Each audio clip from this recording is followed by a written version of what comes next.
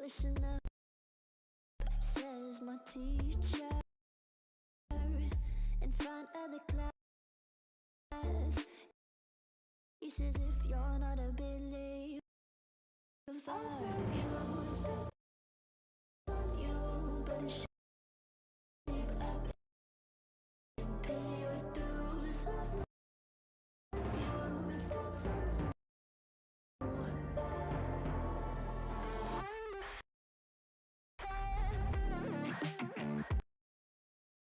I'll be on a flight soon. We'll be in the singing. Ooh, gotta know this propaganda. How do you do? Better getting my own medicine for you. Never gonna make them think I'll stand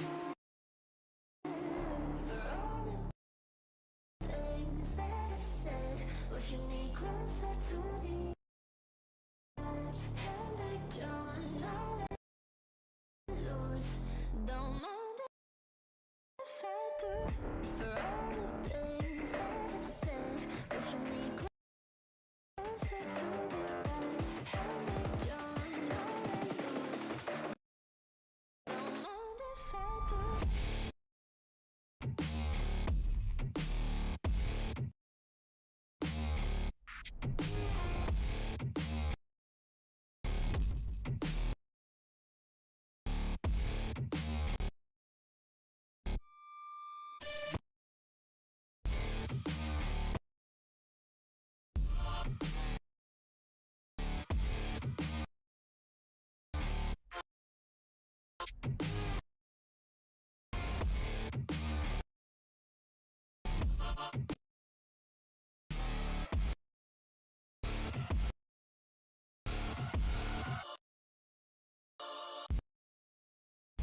Free as the wind and as strong as a piece of amber. Give me a breath, the fire you'll soon remember. Ooh, I'll be in the fleets and slowly and I'm singing. Ooh, driving out always propaganda. How do you do for all the things that I've said, pushing me closer to the edge, and I don't let loose. Don't mind if I do. For all the things that I've said, pushing me to the edge, and I don't let loose. Don't mind if I do.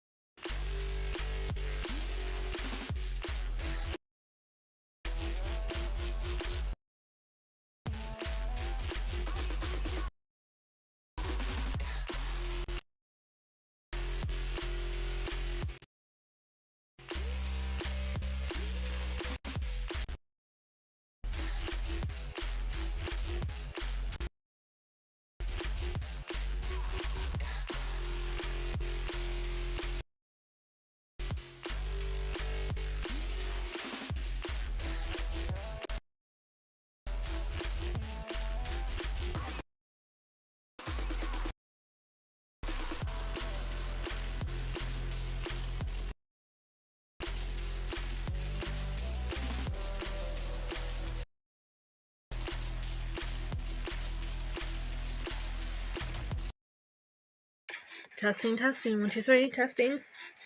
Ooh, 50 minutes until there's a Pokemon in chat. That worked out, because I couldn't actually see the timer there. Ugh. Hello, hello. Hang on, let me turn the music down a little. I can't hear myself. Oh, I forgot to turn the music up for...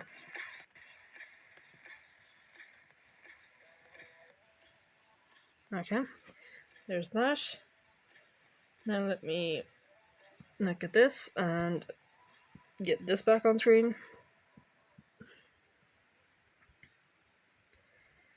Okay, one more second. One more thing. Let me just test this. Ooh, look at the Pokemon in chat.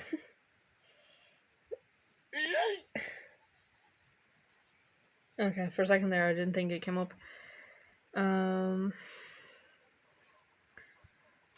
Music is going quiet for some reason. Oh, and Pokemon chat.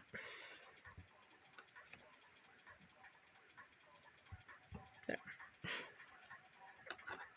So, it's Friday. Happy Friday stream. You know, I think I might have figured out the remote control thing, because remember for the last, like, 2 streams in a row, I think, I've been complaining about how every time I click away from the remote, it disconnects and I have to reconnect it every single time. And if I want to do anything with chat, I have to go into Twitch. And if I want to do anything with like the effects for the stream, I have to be in Prime Live. Literally. So because of that, I was constantly switching between the two of them. And because I was constantly switching between the two of them, the remote kept disconnecting on me, and I had to keep reconnecting it every single time, and it was very annoying and very frustrating. But I think I've solved it, because when you're on your phone, you can... How do I put this? Oh, no one caught the Pokemon. Let me do a few sad emotes for the fact that none of us caught the Pokemon. The way to fix it that I found is that there's a way to tell your phone to like not close an app, to like lock it. So I ended up doing that, and I didn't know if that would actually work. I assumed it might, but I wasn't sure. But literally there's just like a little lock icon on it now, and it basically it stops it from closing. So far I've been switching between Twitch and the remote, and it hasn't disconnected so far. So I'm thinking because of the lock thing, it's preventing it from like shutting itself down. It's like, what's that little lock do?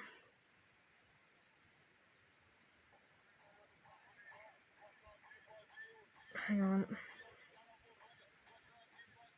Yeah, you can just you can hold on to it, like the way you have like the bar, the like what you call it, the burger bar or whatever. It's like the 3 lines, and you press it, and then it gives you like all the apps that are open. You can just go to the Prime Live, which for me has the remote, and I just hold it, and it says app info, keep open, pin this app. I just click keep open, and it says 1 app kept open for quick launching.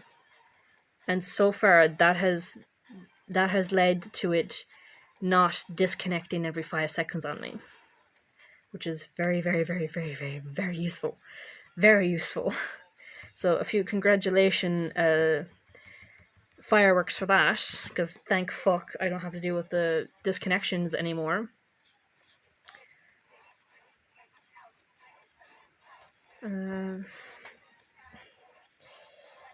Because I need to remember to keep using the effects more, you know what I mean? Where's my thank you ones? Like stuff like this. Like I have to remember to use these. So now I shouldn't have to deal with disconnections or anything anymore. So a few things that we can talk about today.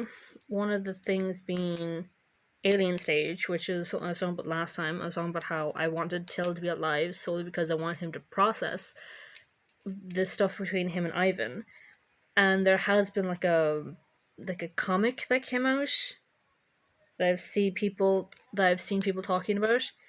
So we can talk a bit about that. Then there's Subnautica stuff, which I only kind of like touched on it on Subnautica 2. I only kind of touched on it, but there's like more information in the sense that it seems like the reason why it's what seems like is happening with Subnautica 2 is the developers, I guess if you want to call them that, the people who came in and like bought the company. What's it called? Other Worlds or Unknown Worlds. A company came in and bought Unknown Worlds like I think last year sometime, something like that. And it seems like it's purely a cash grab thing for them because they recently fired the three big, like, the founders and like the main people of Unknown Worlds, and people are just like, well, it's a cash grab because the plan was that they'd get the early access out by 2025, but now because those three have been fired, the what you call them? I live. Yes, good to see you. I was just talking about Subnautica 2 and all the everything that's happening with Subnautica 2 right now, which is literally like how what's the name of the company that bought Unknown Worlds? I think it's like, oh, like it's like a creature name, you know, like Kraken, I think it's called Kraken. They bought Unknown Worlds like last year or something like that. And it's clear that this is a cash grab because what ended up happening was the plan was that they'd put Subnautica 2 into early access sometime this year for 2025. And the thing is, from what we've been seeing, from what the employees have been saying to us, it is ready for early access, but it hasn't been put into early access. And in fact, Kraken have issued a statement saying it won't be in early access until next year, 2026. So in other words, the employees worked hard to get the deadline of 2025 because the promise was that if they met the 2025 deadline, they would get a huge bonus. And by firing the three main guys and then pushing the early access into 2026, even though it's ready for early access now, they're basically going, yeah, now we don't have to go through with our deal of giving you this huge bonus. And people are saying that it's a 250 million delay, basically, because that's how much in total it would have been to like give all the employees like a bonus. And so literally, like, they're gonna pocket that money instead of giving it to the employees that worked on Subnautica 2. And now everyone was like, the only way to get across that we recognize that this is a piece of shit thing for them to do is to like remove Subnautica 2 from our wish list and stuff like that. It's like right now it's like one of the like most wish listed games.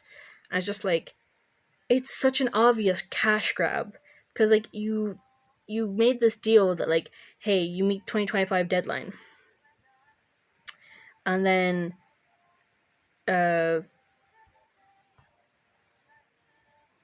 sorry, I'm just listening to the thing for a second. I don't think you can hear the music very well. Yeah, the music is barely there.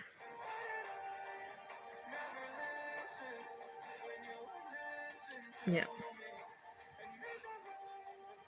Because like the whole point of the music is that it's supposed to be there for background, and if you can barely hear it, then it's not effective background, is it?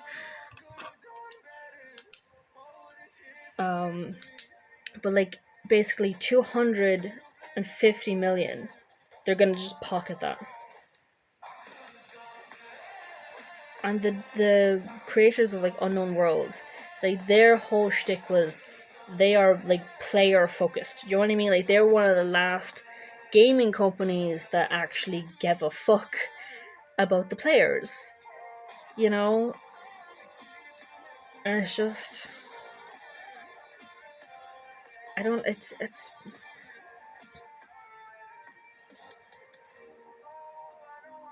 I don't. I don't know. I don't feel much of anything right now. I don't feel angry. Like, it's just a cash grab. It's just greed. I'm like, fuck that. Let me bring the tablet forward because she can't see me that well. Because I was shaking my head there for like 10 minutes before she actually copied me.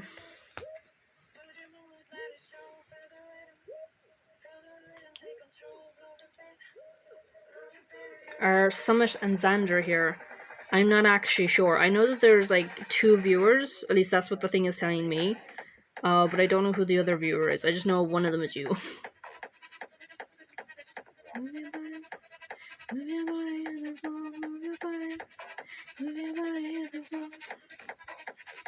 Like, literally, that's the only thing I know. Like, I don't think there's a way for me... I don't think there's a way for it to tell me, like, who's currently watching. It just says viewer count is 2. And that's, like...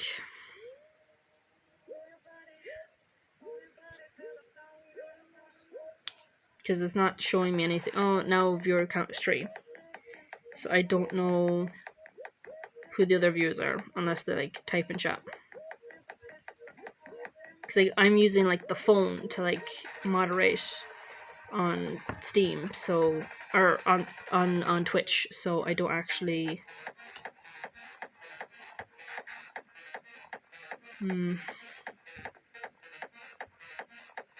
Yeah, I don't know if there's a way for me to like find out who the other viewers are.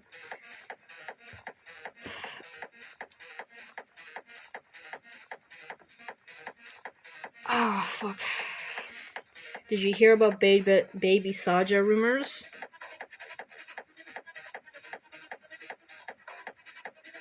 No, I don't think so.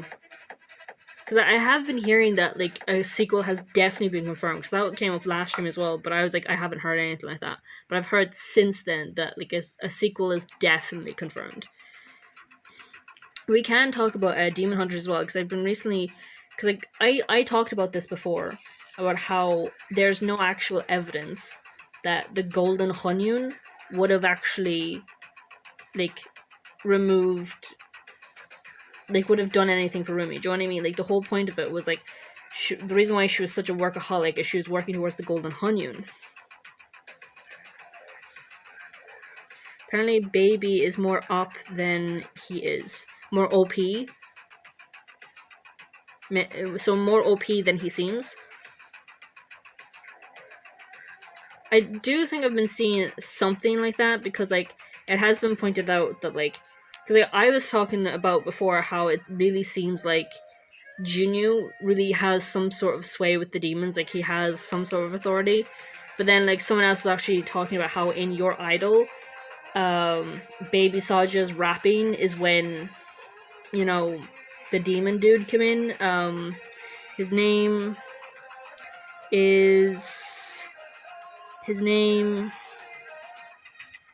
seriously, I want to get like a fucking stand that will swivel with me because fuck's sake.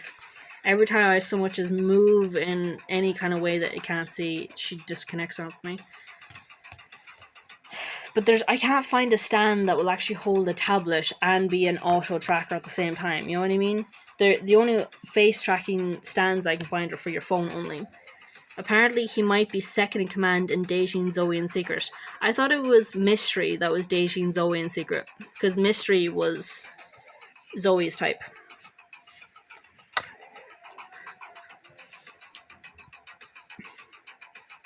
I've also been seeing things about Abby as well, about how there's like, do you know that scene where Abby has his arms slung over Junyu during Soda Pop, and they look at each other, and then we're just like, ooh, tension. It's like,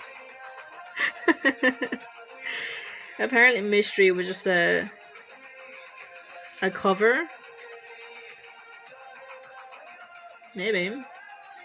It's like, when was it that Zoe started smiling during during their song? Because like I can kind of see the idea that Baby is probably more powerful than first seems, because he's one of the only ones we get to see any kind of reaction out of after the whole, you know, Junyu sacrifice, and Rumi like slicing through Demon King Wahma. Hang on. Guima? Guima? Because it was during the man's rapping, it was during Baby's rapping where Guima, like, he did his whole, like, fire light show thing, you know what I mean? They say Baby is hypnotizing Zoe with his rapping. The thing is, they're already hypnotized in that moment. Like, the fact that both of them started walking towards the fire, and, like, they know better than anyone that Guima is, like, an actual threat, it's not just special effects or whatever. It's like, everyone is hypnotized, but even they are hypnotized as well. And Joe's something I actually find,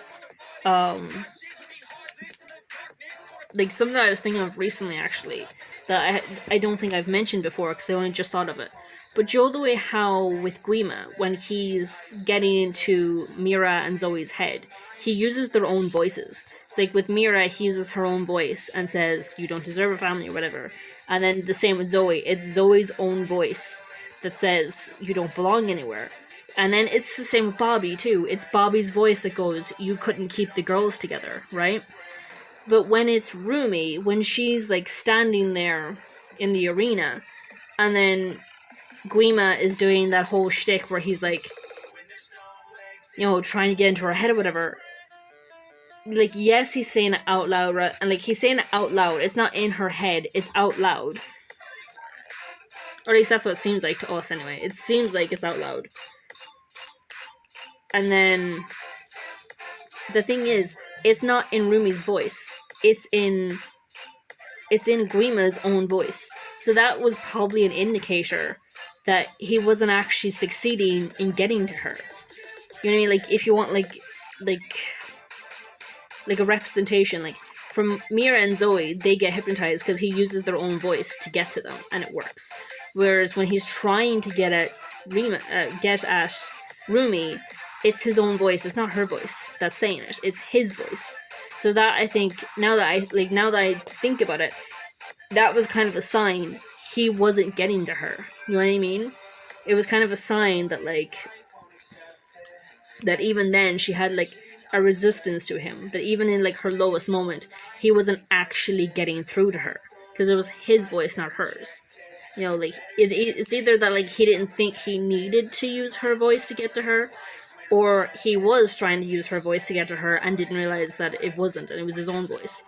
And the fact that, like, we hear his voice and not her voice talking to her, saying, like, "You couldn't even fix yourself," and she's like, "I couldn't." It's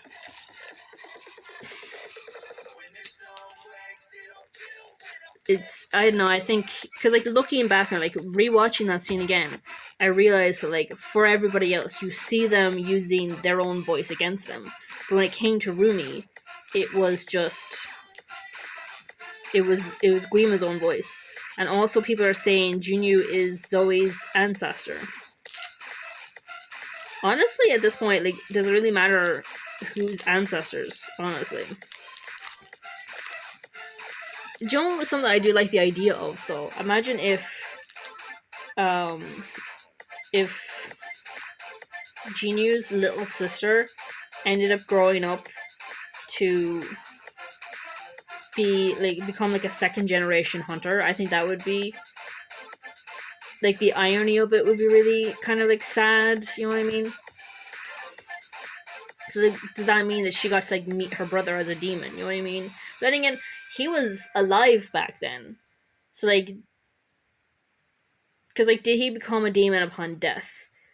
Because, like, we see, like, a scene of him while he was, like, still living at the palace or whatever, with the markings starting to, like, show on him. You know what I mean? So, like, was that an indicator that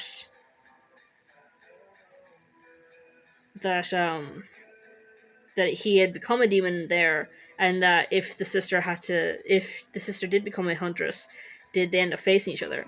But then again, I think that's something that probably would have come up for him if that was the case.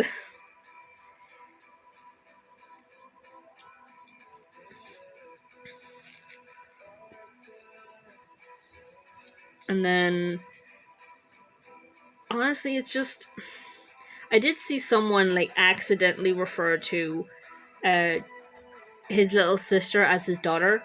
So like he tells us that it's his mom and sister, but like back then they married young. So like, how do we know that wasn't his wife and daughter? It's like he did lie to Ruby with the whole, like he did lie to her at first and said, "Oh, all three of us were living large," but then,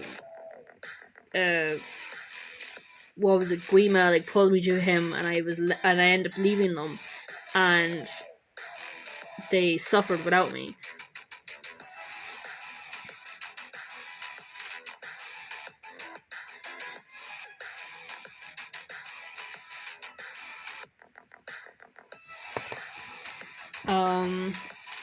But I don't know.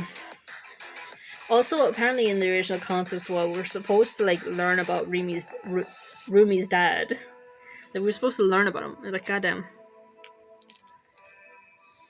Like you see the concepts, and you apparently like the original was supposed to be 3 hours long with 30 songs, but Netflix told them to shorten it down because of kids or whatever. I've seen like people like do like those edits of like fuck them kids and fuck you too.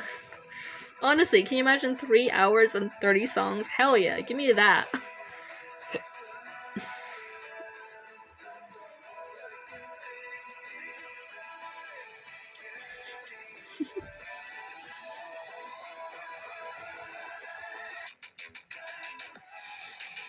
We should learn about Rumi's dad, honestly. Like there's so much to know. Like even at the end of the movie, like there's still a lot. Like we don't know how the girls met. We don't know how they got all along at first. I've been seeing one of like a TikTok I saw recently before I started stream. Actually, it was someone talking about I want the 3 hours the kids can fucking go watch exactly. Cocomelon, absolutely, that's right. Like seriously, to find out that the original was 3 hours and we could have gotten 30 songs out of it. I'm like, please, come on. Not everything needs to be for kids, for fuck's sake. You know, like adults are allowed to have cool, fun things too.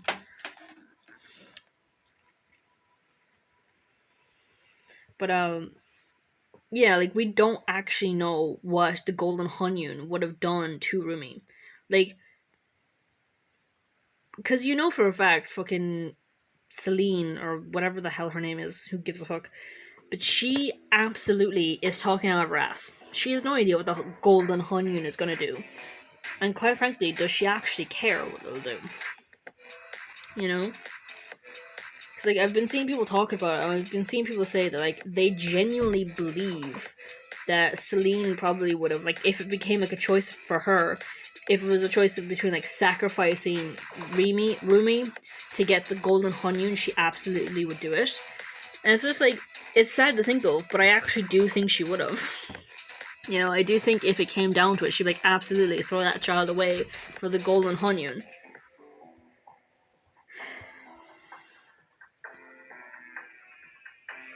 Like, literally, if I could show you the TikTok.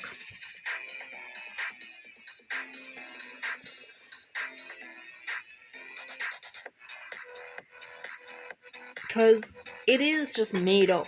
Like, it is just, like, made up the idea that Golden Honeymoon would, like, make the patterns go away and get rid of her half-demon self. But for all we know, one of three things could have happened, right? It would have pushed Rumi into the underworld, or netherworld, or whatever you want to call it, with the rest of the demons. Because you're the way in, like, that opening sequence with the starter demons, with the first demon huntresses.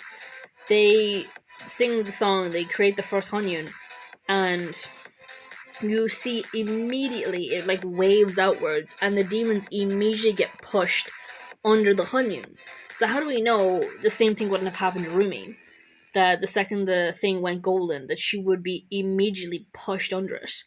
That's only one option. The third option, a second option could be she could have like instantly, you know, fucking warning, okay? She could have immediately dropped dead, okay? Like, it could have been the literal death of her. you know? And then the third option is that, like, yeah, maybe it would have fucking gotten rid of her patterns or everything. But there's how many things about Rumi that are part of her, like, demon self that she didn't realize is part of her demon self until, you know, she doesn't have it anymore. Like, for example, like the singing voice.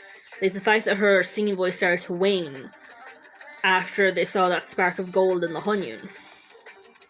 You know? And, like, what if, like, her demon self has, like, some resistances to, like, the cold or whatever. And so now she suddenly starts getting sick more easily. And she's like, I've never been sick before in my life. It's like, well, because the thing that was a part of you that, like, saved you from, like, a lot of, like, human issues is no longer there anymore. You know what I mean? Because, like, we don't actually know what a, like, non-half Rumi, like, a fully human Rumi would actually entail. You know what I mean? She might not have as much energy as she used to. Because, like, if you actually think about it, like, she never tires. Whereas we see with Rumi and Zoe, they both, like, when they think they're getting, like, their 2-week break, they're both just like, oh, finally 2 weeks of just relaxation. And Rumi doesn't stop, and she's fine. It's like maybe, like, her boundless energy comes from the fact that it comes from her demon self. Her demon self doesn't need to eat, sleep, or anything. Just has boundless energy. And then now she like drop the second she tries to, like, do her usual workload. You know what I mean? Because, like, she doesn't actually know what herself actually is without her demon self. Like, how much of herself would she end up losing without her demon side? She doesn't actually know. But, like, the idea that, like, the Hunyun going golden could have just straight up killed her. And, like, can you imagine fucking Zoe and Rumi?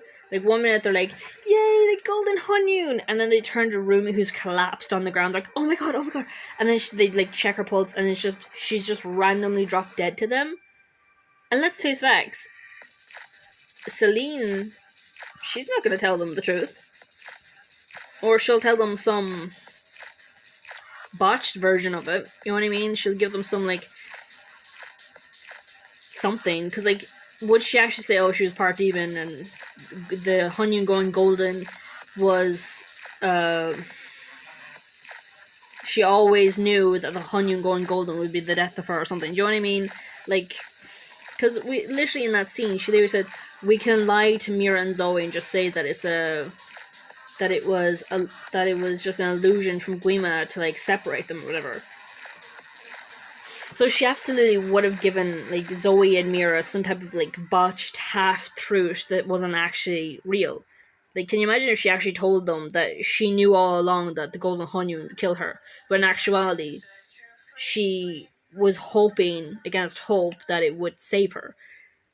That was the reason why she was such a fucking workhorse. But, like, at the same time, I do think there was a part of Rumi that kind of considered, what if the Golden Hunyun is the death of me? Because literally we see child Rumi literally say, do demons kill all hunters? And, like, you could say she's probably thinking about her demon dad, but she's probably also thinking about herself. She's probably thinking, does that mean that you, Celine, who is a huntress, would have to kill me one day? And does that mean that other huntresses that come about will have to kill me one day? And then Rumi becomes a huntress herself, and then it's like, do I have to kill myself one day? Do you know what I mean? And then there was some part of her that probably thought the Golden Hunyun would be the death of her. Because the thing is, she literally calls it freedom. She literally calls it, we could be free. Like, yeah, that's about her and Jinyu. But, like, she literally just means, because that could mean anything. That could mean free of the demon selves or free of life. Either way, she's free. And it's sad to think of.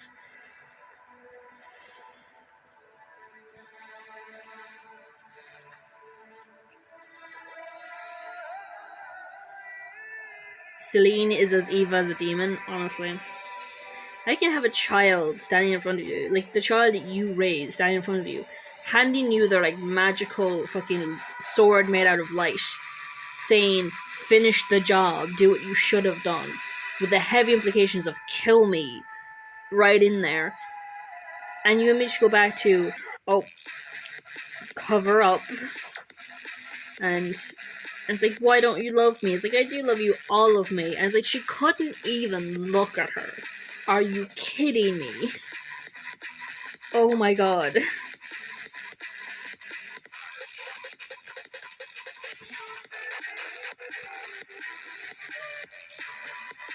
It's just like, how? You know? Like, how do you...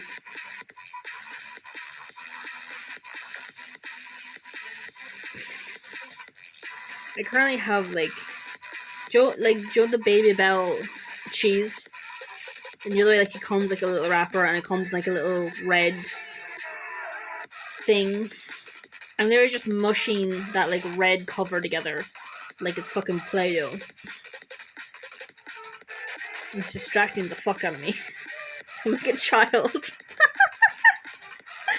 Oh god, I'm a child. There's over here like, oh yes, Play-Doh.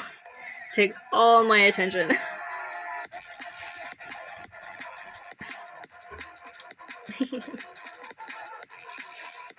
I didn't even finish the cheese. I swear to god, I started eating. I had like a sandwich or something. Like I had like a few sandwiches. Maybe like 20 minutes or 30 minutes before stream. And I'm still fucking hungry. I don't know what happened. Play-Doh stream when? I don't know. I have Play-Doh here, but like I don't have a camera for you to see me. The camera that I have is like to track me for my model. So you Play-Doh stream when? Who knows? Probably never. What would I do on a Play-Doh stream? Besides, does this thing even count as Play-Doh? I don't even know what to call this. Chat wishes to do that Play-Doh. Hang on, let me get that.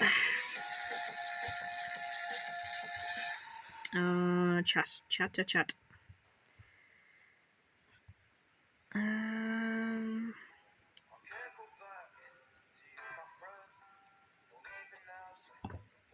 Oof. Play-Doh. Like, I can feel it on my hands now. Ugh. Ugh.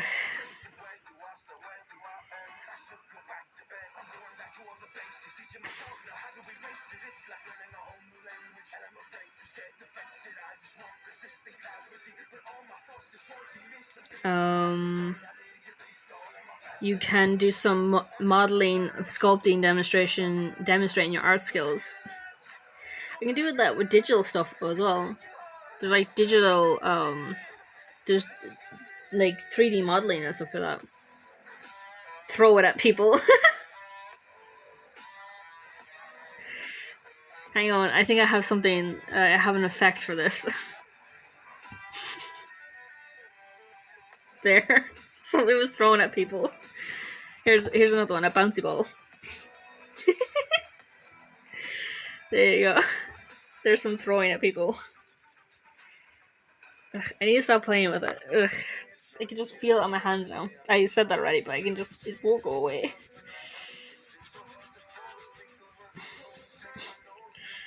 Ugh. I do want to, like, at some point, because I don't think I can do it with this model in particular, but, like, I do like the idea of, like, one day having a model that can track my hands. Because, like, I'm very much, like, a talker, like a hand talker, and you can't see my hands. You know what I mean? It's gonna get all over your keyboard and mouse now. It's only a small little bit, and I have my keyboard and mouse kind of pushed to the back anyway.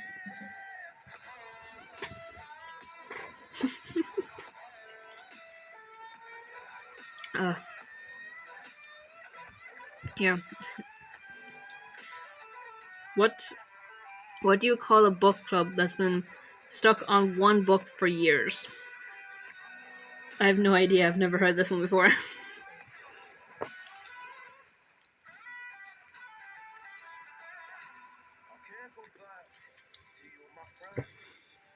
Church. That is so true. It's been centuries. It's been centuries of one book. You are absolutely right. It is.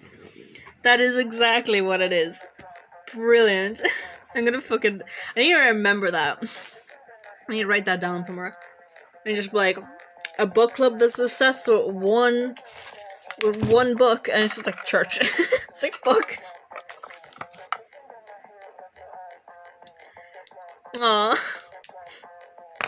That's so sweet of you. LOL. That is actually a brilliant way of looking at it, though. That is essentially what church is, isn't it?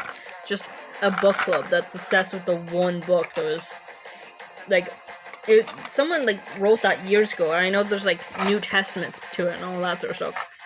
But still, that is essentially what it is. Let me write that down.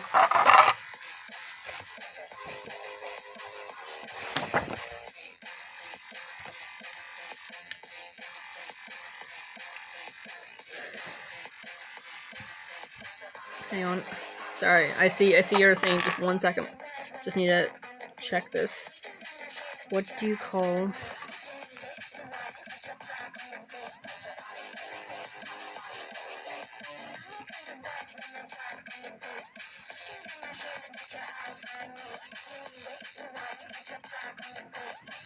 book club that's stuck on one book?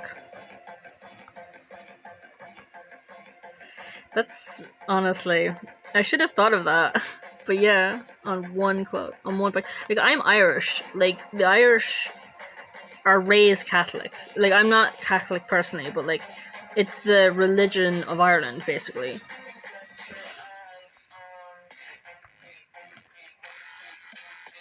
So, like, it's funny that I didn't think of that.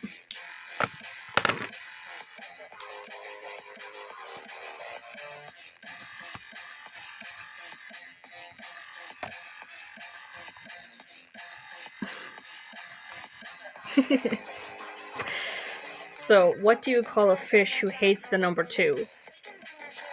I have no idea. A fish who hates the number 2.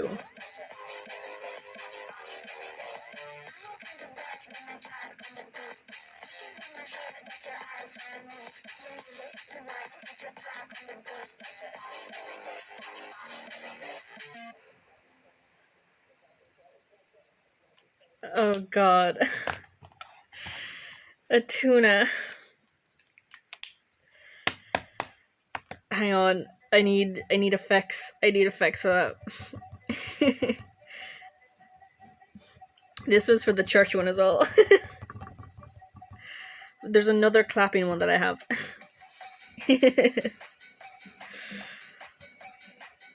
I love these little effects. They're fun to pull out. Church. Please share these with your friends. Always good to spread a smile. Absolutely. What did the bra say to the hat? Twitch safe. What did the bra say to the hat? Hang in there.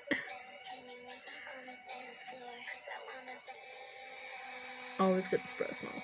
That is very true. It's always it's nice to, like, kind of spread positivity. Like, it's good to, like, not go overly into like, toxic positivity, but at the same time, like, it is good to, like, try and, like, make people smile. Close. The answer is you go on ahead. I'll give you to a lift. That's, yeah. You go on ahead. I'll give these two a lift. That's brilliant. I keep leaning back, and so the camera can't see me anymore. Every time, like, I lean back here, it doesn't see me anymore. Oh, hang on. More claps. What do you call a mermaid wear? What did the mermaid wear to her maths class?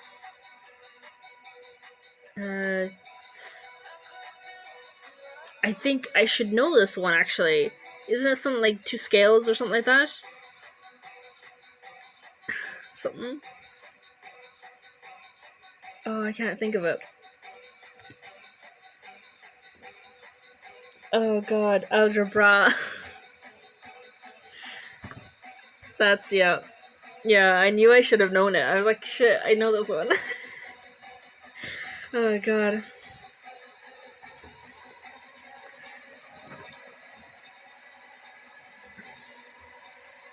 Have you, seen, what you call it, the Hunter thing, the K-pop Hunters, or seen, are you into, Subnautica 2? Because, like, there's some news around Subnautica 2. You can keep telling me jokes, though, I don't mind that either.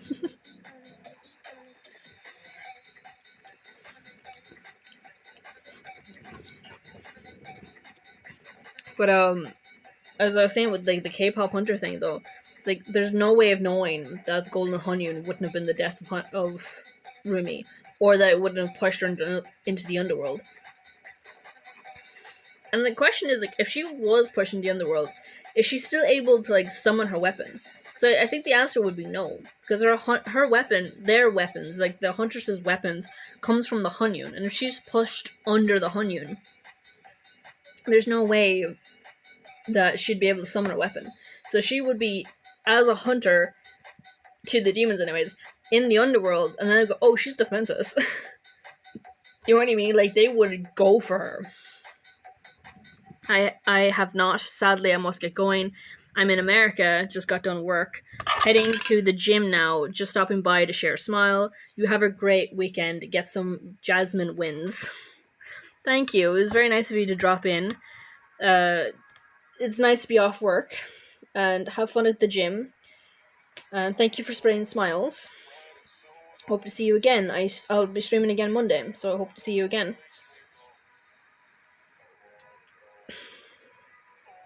And also go and watch K-pop Demon Hunters. It's a great movie.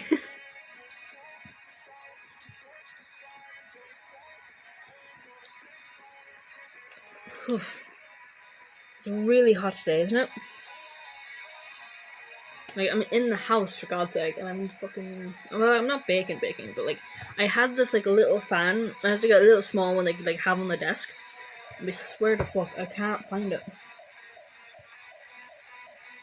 Like, I'm looking around for it, as if it's just gonna, like, magically pop back into existence. But it's nowhere to be seen. And, like, every time I think of it, I'm just like, I could have it there on my desk, and I just press the button, and I'd be, like, having a nice, lovely breeze. Whew.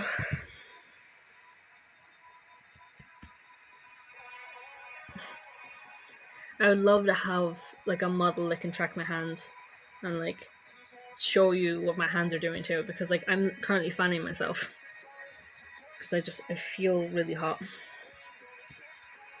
Whew.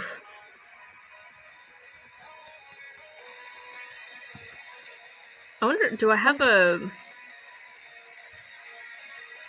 I should have said thank you very much to Silver before he left, or before they left, should I say, because I don't actually know if they're still here. But yeah, thank you for the smiles and the jokes. Thank you for being here. I need to remember to, like, use these effects more.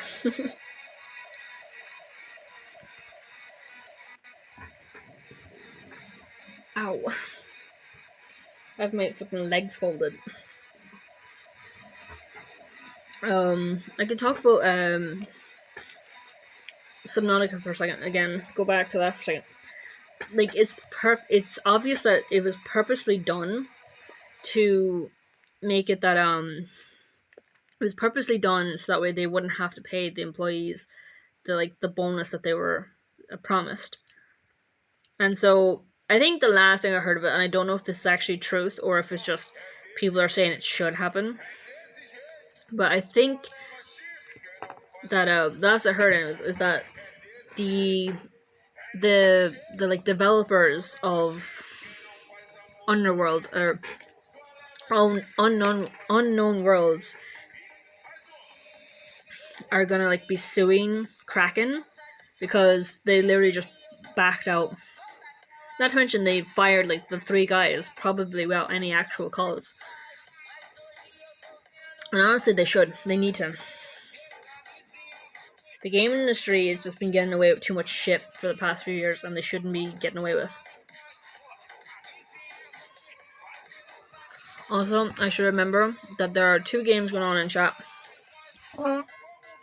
and that I should be calling random numbers for the bingo.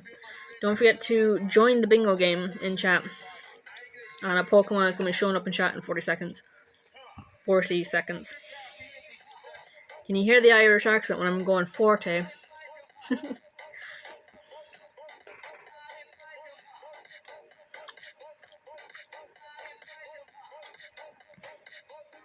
I'm going to call a few numbers.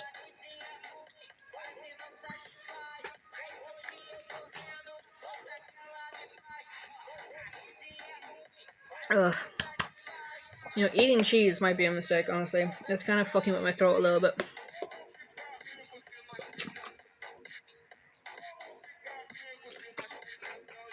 Ooh. I'm gonna catch.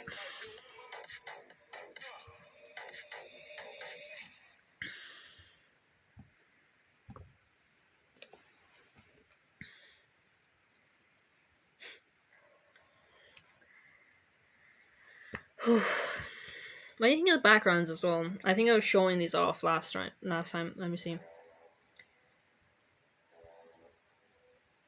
Yeah, because these ones are the ones that I added. So like last time I used this one, and then this time I'm using this one. I kind of wish I kind of wish I knew I could do this during Pride Month, because this is very colorful. So if I had this during Pride Month, I probably would have used it. But then this one is also an option to use during Pride Month, which is it's the ace flag, you know, just with stars and all that sort of stuff in it. But as you can tell, it's only an ace flag. It's not like with the arrow flag too. So I'd probably still have to have like the flag that's on my chest right now, just to indicate that like yes, I'm ace, but I'm also aromantic.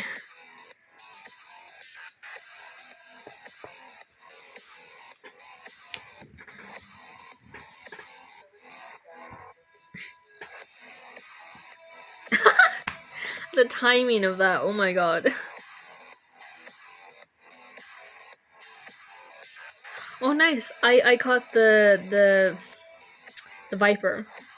I know it's not the actual name of the Pokemon, I know it says something Viper. But yeah. Celebration for catching a Pokemon in chat. And what other celebrations do we do? Ta-da, maybe. And I can't remember if this one is like a multi-press one. No, it's not. I don't think. What else? Didn't I have like 1 or 2 other? Yeah, I did. I had 1 or 2 other celebration type ones. I have a victory one. I should be using that too. There. Victory.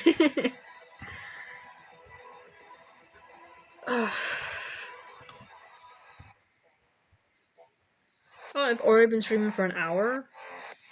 Wow, I did not notice.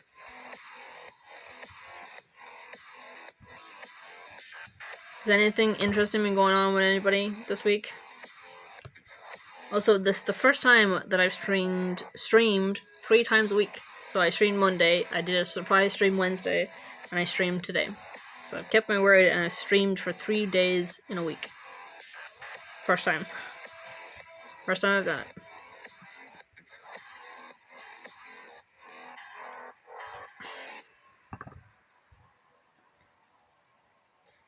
I thought I removed that. Because, like, can you still have the Together for Pride tag if it's not Pride anymore? Because, like, it's still on my thing and I thought I took it down. But it's still there, so.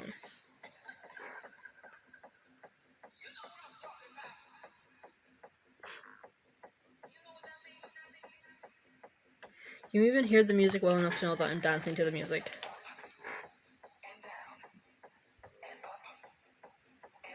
Yeah, you can hear the music just fine.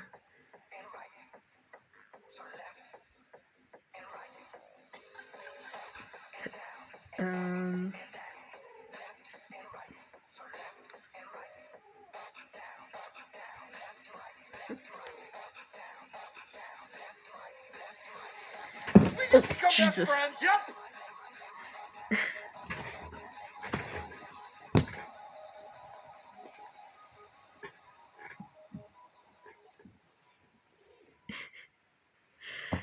That's funny, actually. That was an accident on my part where like I tried to like roll forward so I could be closer to the tablet so that way the microphone could pick me up a bit better. And the footstool that I have like my feet on, it just like the lid of it just kind of sunk in to like the thing of it, and then literally you can hear the bang of it, but it's kind of covered by the "Did we just become best friends?" And I was just like, "Fuck." The timing of that was funny.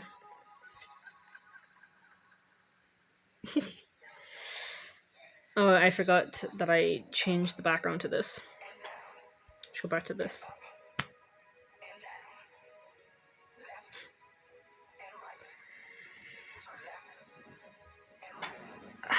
Honestly, I need to find like a better solution for this because my back, I swear to God, I have to like lean forward in order to make sure this thing can see me.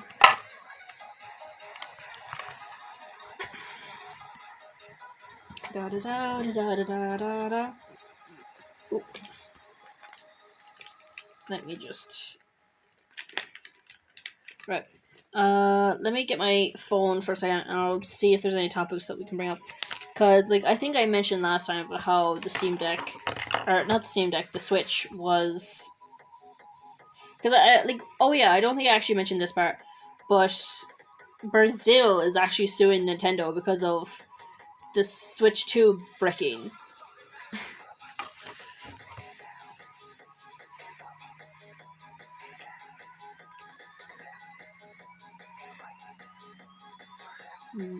I think I'm kind of low volume wise, like the microphone wise, but like.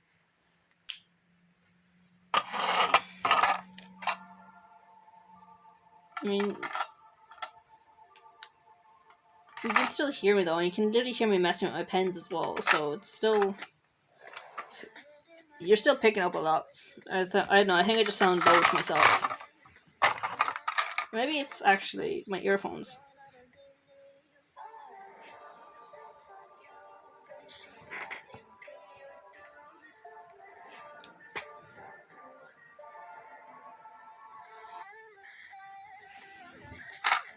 Oh. Like, literally, you can hear like moving around the chair and all that. Hear me messing with my pens.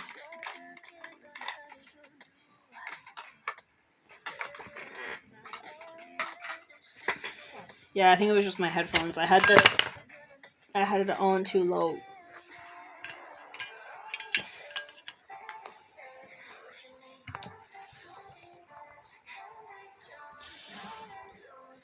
Yeah, I almost knocked my phone down off the table.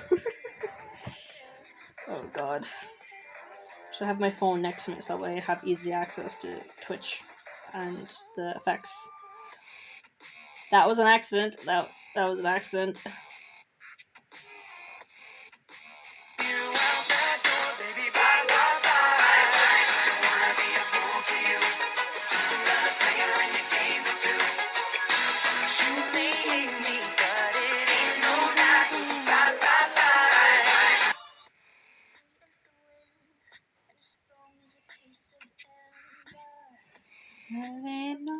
Just bye bye bye.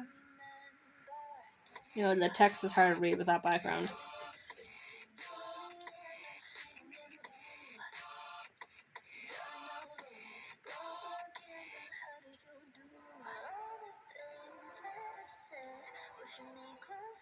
Might be better off just like making the text like black and white, whatever.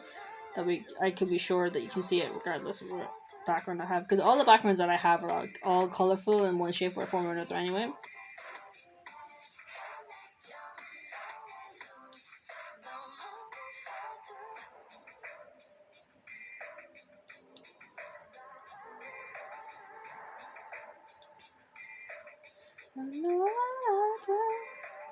I like this effect. It's literally just the wind. It's like I just see it sometimes. Like I wanna click that one. Just the wind passing by. Also, I need to remember to use this one more.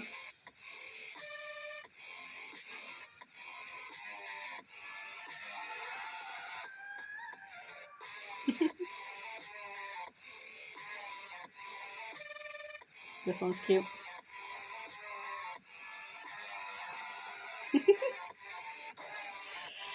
Oh god.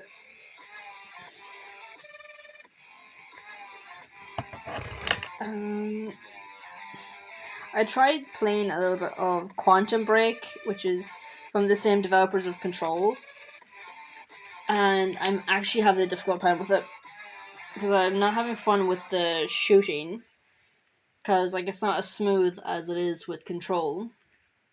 And I do think I remember someone saying that like, oh, before I left, I heard you say K-pop Demon Hunters. Have you heard of Alien Stage? Yes, yes, I have heard of Alien Stage. That is actually something I want to talk about today as well. Absolutely, I've heard of Alien Stage. I've been seeing like a lot of the new Till Ivan stuff, where because like part of the reason why I was saying this last stream as well, part of the reason why I wanted Till to still be alive was because I wanted him to process what happened between him and Ivan. And there's like a comic out saying that he is sort of processing it, but not in the way I was expecting, and I don't know how to feel about it. Nah, I can't stay, but I will be back to talk about Alien Stage. I only logged on to ask if you've heard of it, and not if you were going to suggest, and if not, to suggest checking it out. Yeah, I've heard of it. I do want to talk about it. Do you have an idea when you might be back? Because I can just save the topic for you, because I usually stream for like 2 to 3 hours. So like, you could probably come back and I'll talk about it then. So I do want to talk about Alien Stage. Or I can start talking about it now, and I might still be talking about it 2 hours from now. You'll be back and talk about Alien Stage at least. Even if I don't see you this stream, you'll probably be back next stream, and you can mention Alien Stage again. I'm like, oh yeah, Alien Stage. That is something I want to talk about too. But it's nice to know finally someone is in chat who's seen Alien Stage, because I've mentioned Alien Stage before, and everyone else in chat is like, nope, never heard of it before. And I'm like, it's great, go and check it out.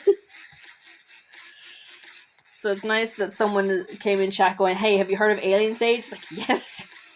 Yes.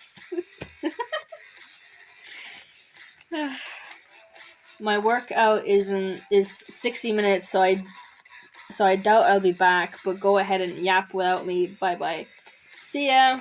Thank you very much for being here. And thank you very much. See ya. Hopefully we'll see you next stream, which is Monday.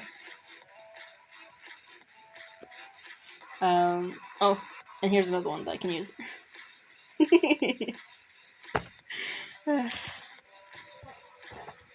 A fist bump means hello and goodbye. You know, like Ohana means family and family means, I was like, what was it? Ohana means hello and goodbye. A fist bump means hello and goodbye.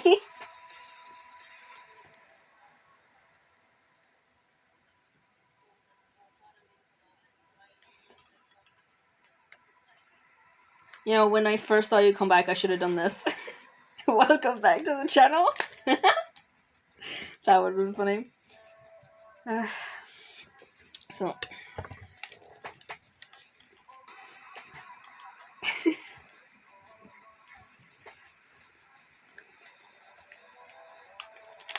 I know, I stream for like 2 to 3 hours, so.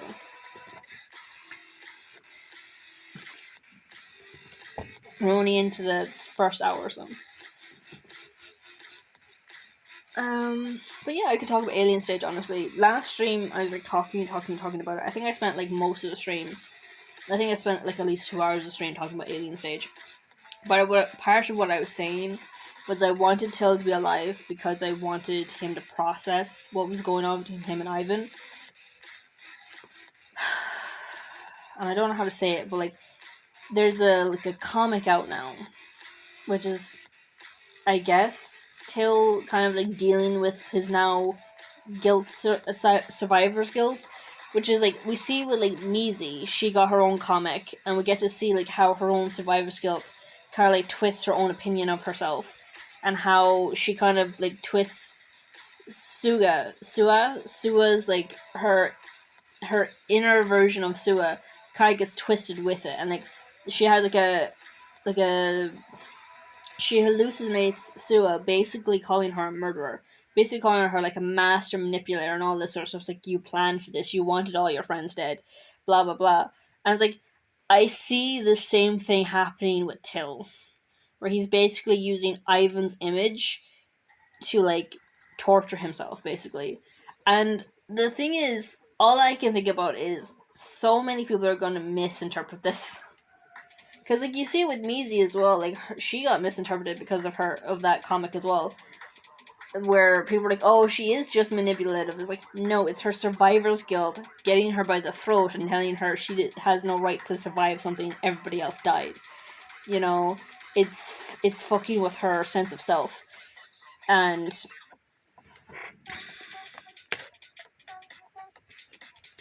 like, ooh, Pokemon. I'm gonna catch that Pokemon, but you see the same thing happening now with Till with Ivan, where Ivan is basically his survivor's guilt.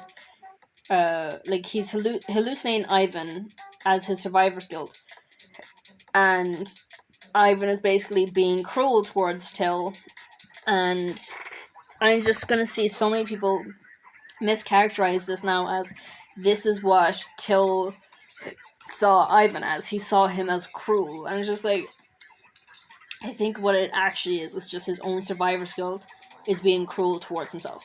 That he's taken his own self-hatred and making it take the form of Ivan, because he feels guilty that Ivan died for him, basically.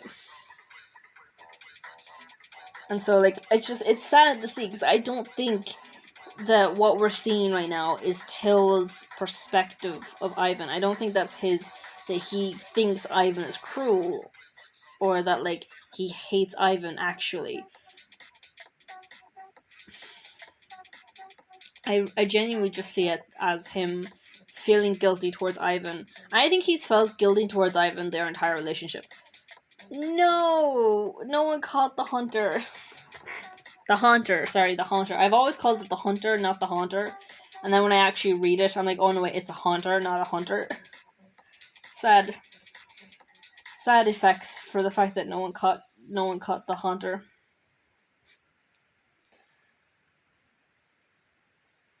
But that's what I think. I think it's literally just Till's own survivor's guilt is just kind of like literally grabbing him by the throat. Like for him, it's like literal. Like he starts like clawing at his own neck, because like Till's neck was like one of the last things Ivan touched.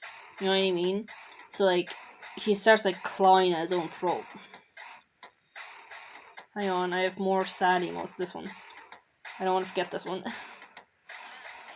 And then here's like a little defeat one. But and I see people already mischaracterizing it as, oh yeah, this is how Till has always seen Ivan. He's always seen him as cruel and manipulative. And it's like, no, please stop. They were friends. Like literally, there's a part of the comic where Till sees like baby Ivan, so like child Ivan, and child Ivan is like, oh, you never drew me as a child. You should have drawn me more often. And again, this is not actually Ivan. So this is Till's own thoughts taking Ivan's form, basically. And so Till himself is saying to himself, you should have drawn Ivan more often. Why didn't you? What's wrong with you? You should have done it more often. And the thing is, then Till responds and says, I did draw you. I just never showed you the drawings I made of you. And then Ivan goes, oh, I didn't know that. And then Till says, like, the image of Ivan, the child version of Ivan in front of him, or, you know, not, like, obviously he's not actually in front of him. This is just, like, his processing, I guess. He's then like, were you disappointed? And this is, my perspective is that's Till saying it to, you know, his imaginary child Ivan.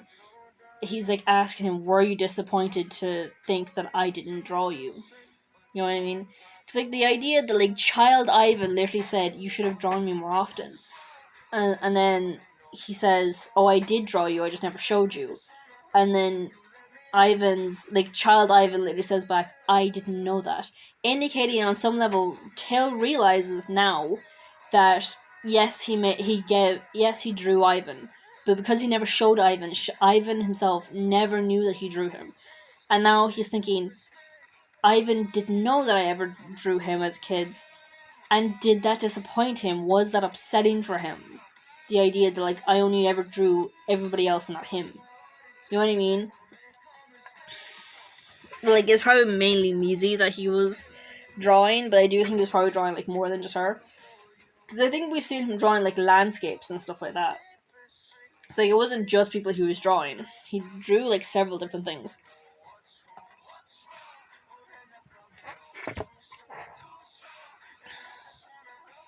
I feel like, I do feel bad for Till. I did want him to be alive to process. I just don't like how the processing is going. Mainly because I don't like how the fandom is reacting to it. The fandom is being like, oh, this is Till's perspective on Ivan. I'm like, no, please don't see it like that. It's just his own guilt strangling him. Technically. Because, like, Till is, like, physically strangling himself as well. Like, Till was, like, at some stage, like, clawing at his own throat. And then someone in like comments was going like, "Oh, if it was Ivan's goal to make Till hate him, he succeeded." And I'm like, I don't agree with that perspective either.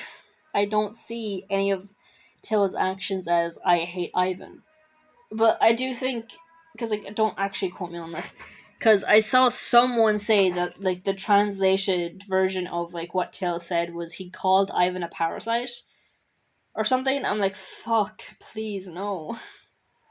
I don't think Till hates Ivan.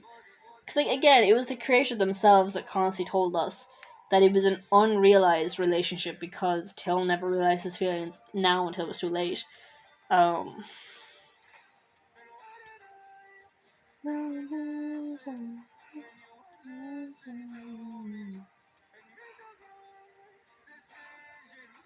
Because I'm sure that if I can find the comic, because I saw someone say that it's free on their Patreon for a while.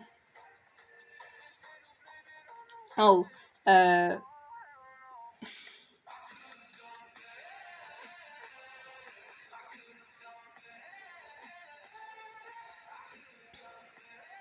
on, sorry, I'm reading something.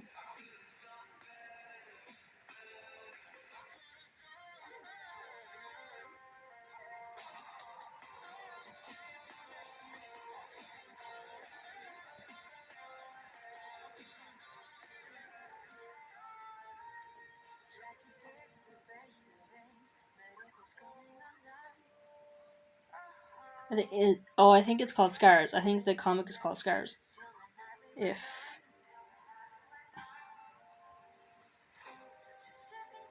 Yeah, literally in the comic, it shows Till being dragged away from Ivan.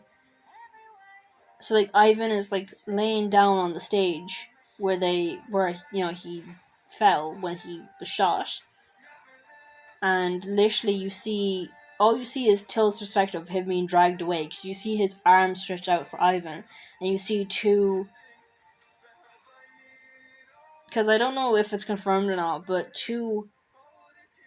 it's either robots or humans wearing uniforms, because apparently they're humans, and everyone up until this point had thought that they were robots, but like humans that like are dressed to look like robots, basically, that apparently work for the alien stage,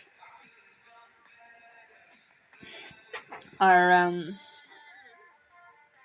there's two of them around Ivan, and one of them is checking his pulse. So people are like, one, Till is being dragged away from Ivan, like literally, because like finally we get to see his death from Till's perspective and like how Till actually reacted to it. So clearly it was like Till was frozen there for a while until they started dragging him away, and then he was reaching for Ivan. But the fact that the image shows the robot like leaning down, the humanoid or whatever the fuck, leaning down to check on Ivan's pulse, people have been using that as evidence that he because like there's like I was saying this before, that there's people are like theorizing that Ivan might still be alive, and people are using this image as yet like more proof that Ivan might still be alive. Because like, why are they leaning down checking out his pulse otherwise? You know.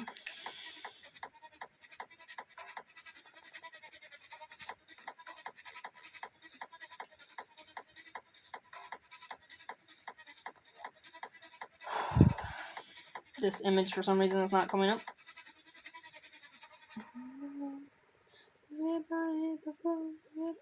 For some reason, number 6 is not coming up for me. It was just pure darkness. Unless that's what it's supposed to be. Would really be dead. Would want to deal with a puppy with... It gets worse. Waking up now.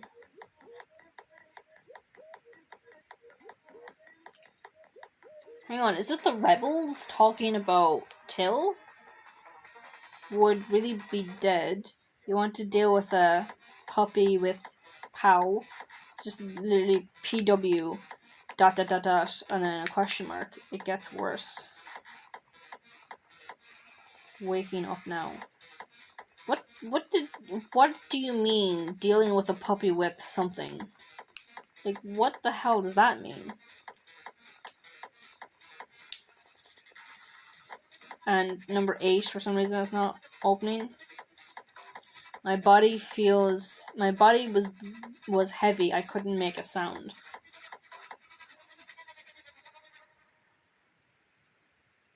So it's basically simulating like Till opening his eyes, I guess. That's what all the like dark patches were. Where are you looking? Oh. So it literally shows Till looking up at the ceiling and then someone saying, "Where are you looking?" And then the very next panel is Till looking in the same place, but he sees Ivan. And Ivan is like looking down on him.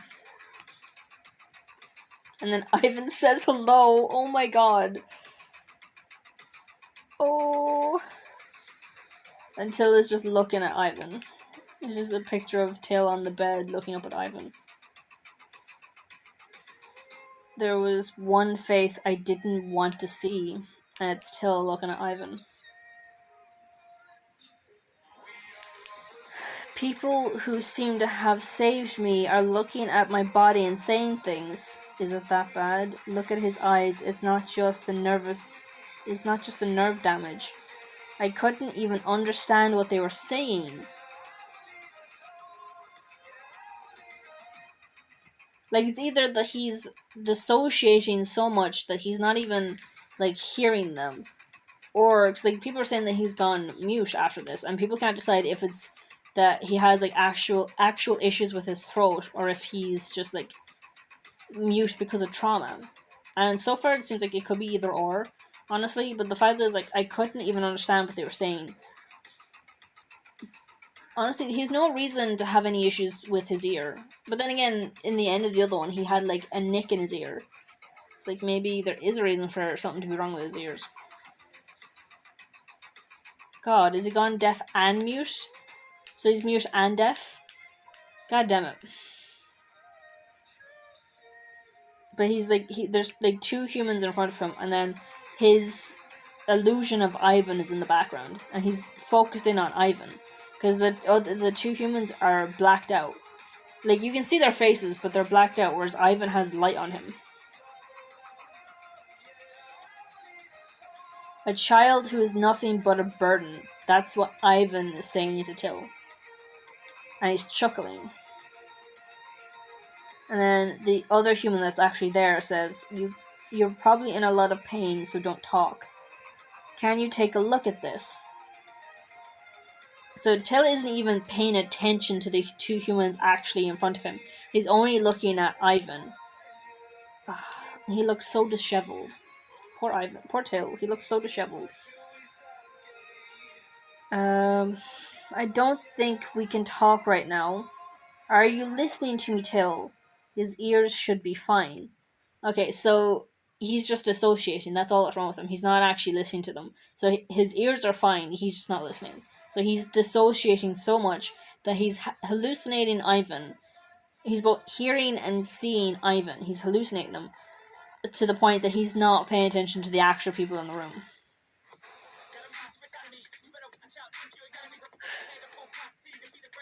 Just this image of like a person sitting right in front of him, but he's looking up to the side where Ivan is. Oh my god.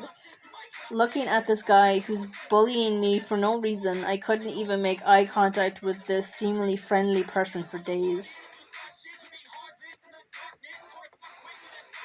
What do you mean? Like, what are you talking about? Because you're actively looking at Ivan right now. So you're talking about like the person, like the human in front of you, that you couldn't look at the human because you couldn't look at the person because you're too busy looking at Ivan's image. As I stared at the guy who was bullying me for no reason, just in case about Measy. Okay, because that first thing, that as I stared at the guy who was bullying me for no reason, that should be like a box rather than a speech bubble, because why would he, unless he's accidentally saying that out loud, because like it looks like it's the human that's saying just in case about Measy.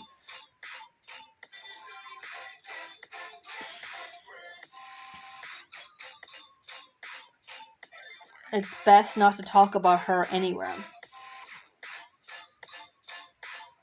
Hello, Summit. Good to see you. We're just talking about Alien Stage. Were you here the last stream where I was just ranting about Alien Stage for like 2 hours?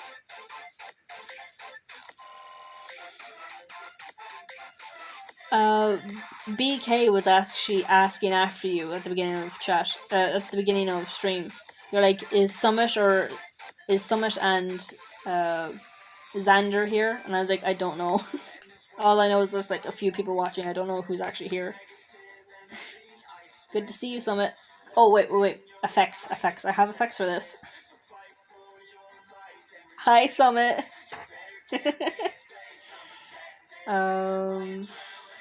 Here. This is for you. What else?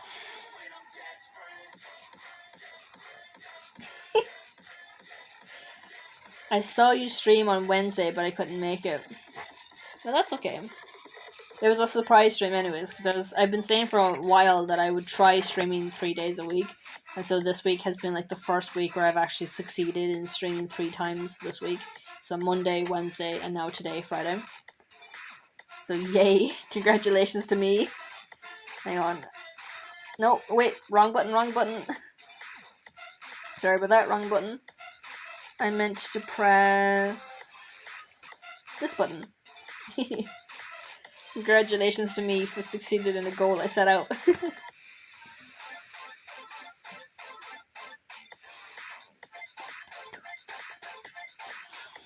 Right, so Wednesday stream, I was mainly ranting about Alien Stage for a while.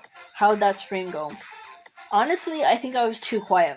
I did talk, like, I think it took me like an hour to really get me into chatting. I think for like the first X amount of time of it, I was just not doing very well when it came to the talking bit. I just kept like looking down or looking around. I was like, God, you know what I mean? Like, it was only after like the first hour or so I really got into the swing of talking, and I basically just started talking about Alien Stage and just kept talking about it because like I'm in a rhythm. I'm finally gotten into the rhythm of chatting today, so I spent like the next 2 hours just talking about Alien Stage. For the first like few minutes of this one as well, I was talking about K-pop Demon Hunters, and I mentioned Subnautica too as well. I think it was you that was mentioning Subnautica, wasn't it?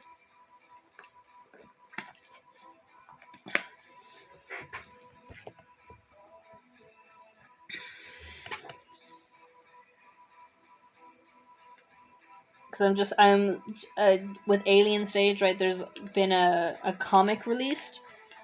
Remember, I was saying this Wednesday actually. I wasn't saying this any other time. On Wednesday, I was saying that I don't know if what's going on with Alien Stage, because like I keep hearing like conflicting information about it, where some people are saying that like it's over now, and other people are saying like no, there's more stuff to come. And so the fact that I'm just reading the Alien Stage comic book now, all the Subnautica news has me so worried. Honestly, me too. Because like, I completely forgot about Subnautica 2 until you mentioned it. So I went and I watched the trailer. You know, like the like teaser trailer for Subnautica. I was like, oh, it's looking good. And then literally all the news after that was just like, yeah, the what's his name? You know, the name of the company, Kraken or whatever they're called, Kraken. How they're just fucking everything up, basically. I have not seen anything about Alien Stage. I only barely know what it is.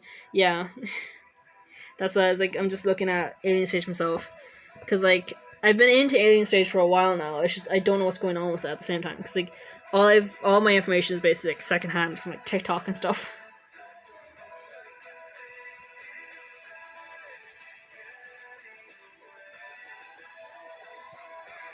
Oh god. Like I'm reading the comic of it now.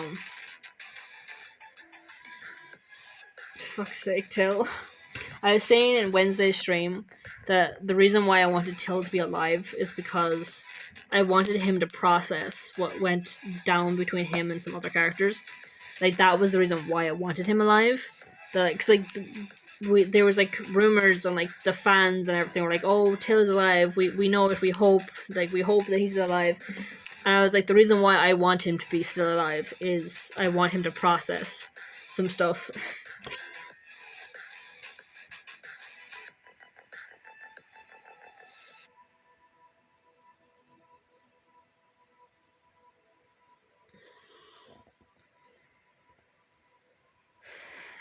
Fucking when it comes to not Alien, it's Subnautica. I keep hearing about how like the Kraken company, the ones that bought Unknown Worlds, how they just it's pure like greed is what is going on there. And I've been hearing people have started like what's the word, like they've been removing Subnautica 2 from wishlist because it's the only way they have to really get through to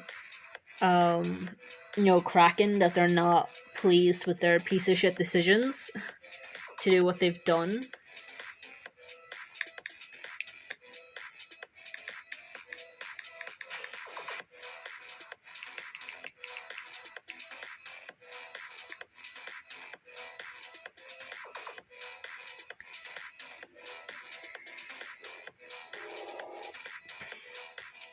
Also, in the trailer, they have the fucking sea truck and not the sea moth, which I think is disappointing. I want the sea moth back.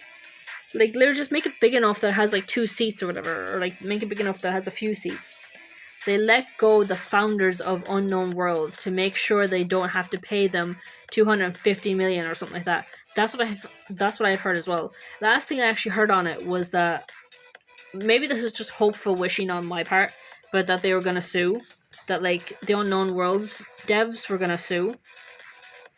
It was some kind of deal they were avoiding. Yeah, I know. And like that's the piece of shit thing about it, honestly. It's like you literally made a deal with the devs that if they got this deadline of like 2025, they would get this bonus. And then when they make the deadline, because as all the things have been saying, is that it's ready for early access. And so they've met their end of the deal. In order to avoid it, they fired the founders and then they've pushed back the early access to 2026. So therefore, by default, the deal was not met because it wasn't released in 2025 or whatever. And it's just like, are you kidding me? It's pure greed. It's just awfulness. Hang on, I have effects to show my anger because the model is not good at showing my anger right now.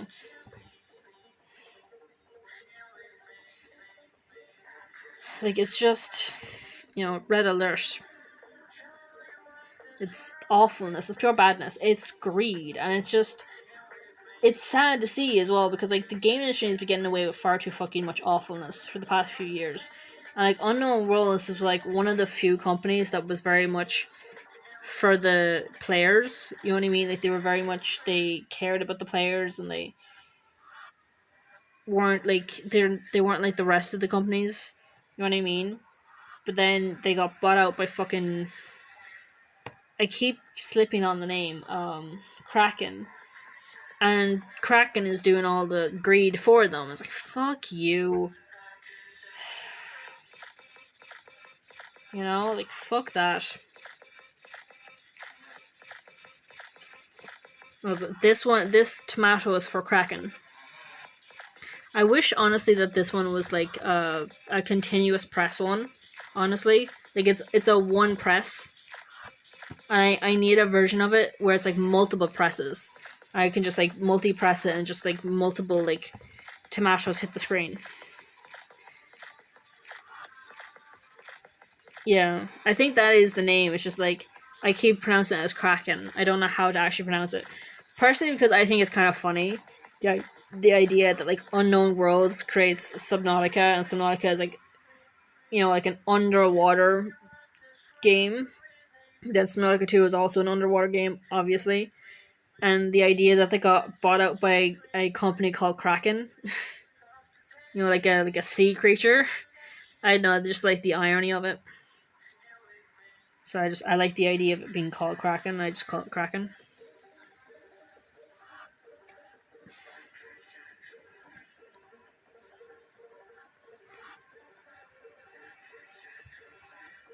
It's like, have you unwish listed Subnautica because of Kraken's piece of shit ways?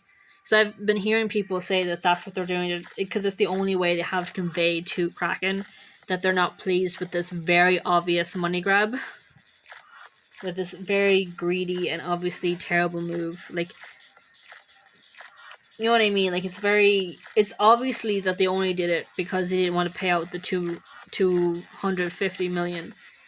The 250 million. Like, fuck you.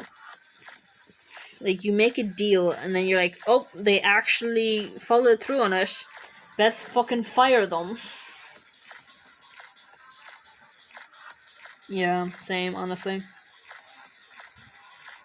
And it's such a shame because, like, I did hear other devs where, like, this is like a common thing that happens, where like big companies will like get like developers who've like developed a game for years and years and years, and then they release the game, but then fire the devs that created the game, so that way they don't have to pay them like the big bonus prices for like a project being done or whatever. Because like whatever like profits that they get from the game being sold goes to the developers. And so in order to prevent them from having to pay the developers, they just fire them, and then they get to pocket all of the profits for themselves. And so I've been seeing like other developers, when this happens to them, they straight up tell the community, "Hey, this horrible thing has happened. We ask that you actually pirate the game, so that way our hard work gets to be like played and appreciated, but the people who screwed us over don't get a dime." You know what I mean? So like, you know for a fact Subnautica is gonna be just pirated the fuck out of. Because like, if the actual developers, we'd all be like, yep, no problem at all. Now it's gonna be pirated to hell and back, because Kraken or whatever the fuck, they don't deserve to like get away with this. So no money for them. Fuck them.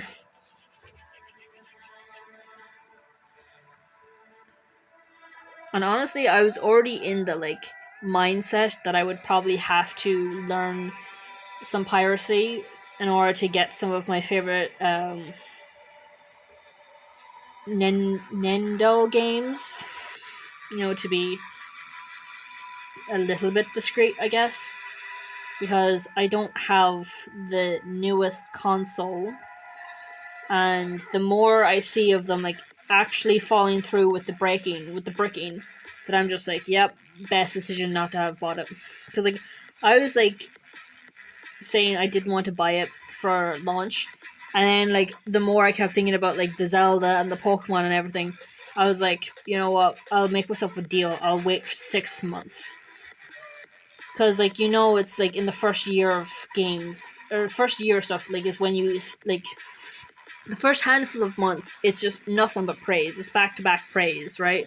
But then after that, the rose tinted glasses come off, and people actually start saying what they really feel about stuff. So I was like, I'm gonna wait at least 6 months to get to hear what people genuinely think about the Switch 2. And honestly, the fact that like it's been like what 2 months, and already people are like, yeah, I'm giving my Switch back. Or yeah, my Switch has been broken. My Switch has been bricked, and I didn't fucking do anything to warrant it. Or that story about how someone named their Switch Twink Link and their Switch got bricked, and they're like, undo this, and they're like, we can't. There's no way to unbrick it once it's been bricked. I'm like, fuck you. It's like waiting the 6 months was like for the best. I remember someone posted that they pirated a game, and the dev of the game responded saying, culture shouldn't only be appreciated by those who can afford it. 1 second. Because that was shoved off the screen before I was finished reading it. Hang on. Oh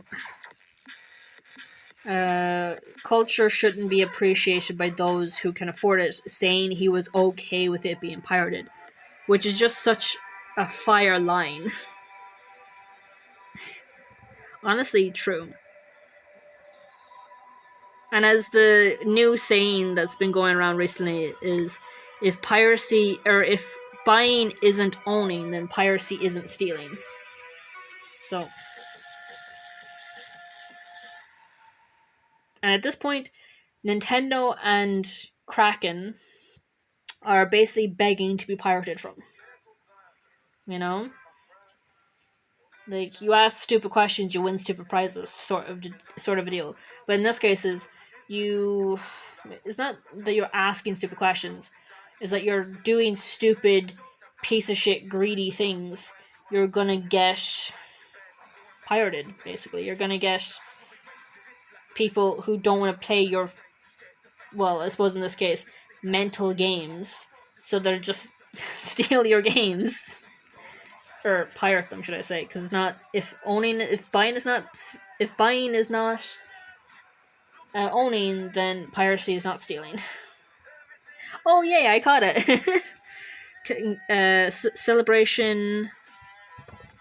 Let me see. Ta-da! And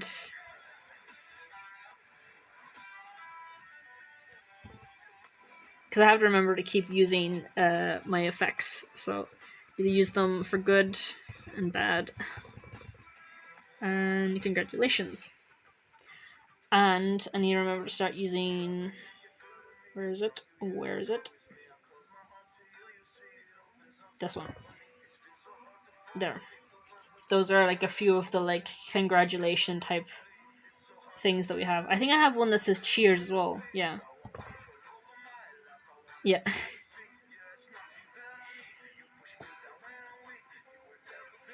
Actually, you know what? Cheers to me and you, Summit, because we're both in the same boat of, right? Pirating games is great. Like, what you call it? Like, because that what Cheers is like when you know, as the image shows, like clink glasses. You know what I mean? I think there's more to it than that, but like I don't know how to phrase it better. But it's basically like you're of like one mind, basically.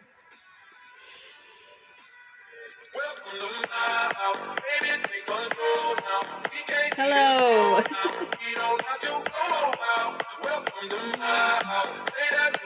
Yay, pirating. Oh god. Trixie, thank you for the follow. Just comes into yay pirating. Thank you for the follow, or Trixie, should I say? Hello, Trixie Zoe.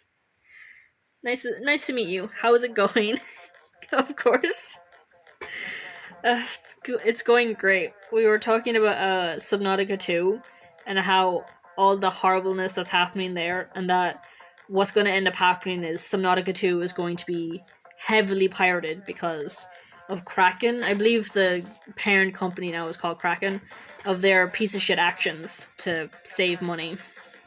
I say save money, but I actually mean to pocket money that was supposed to be for someone else. You can call me Trix, by the way. That's my nickname. Nice to meet you, Trix.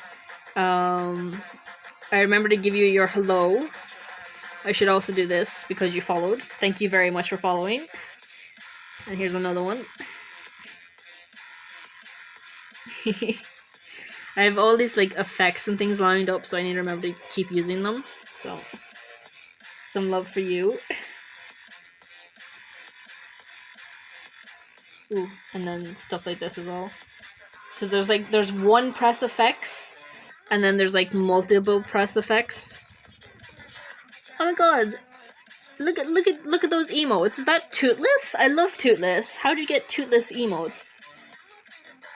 They're probably a different streamer's emotes. Hello there.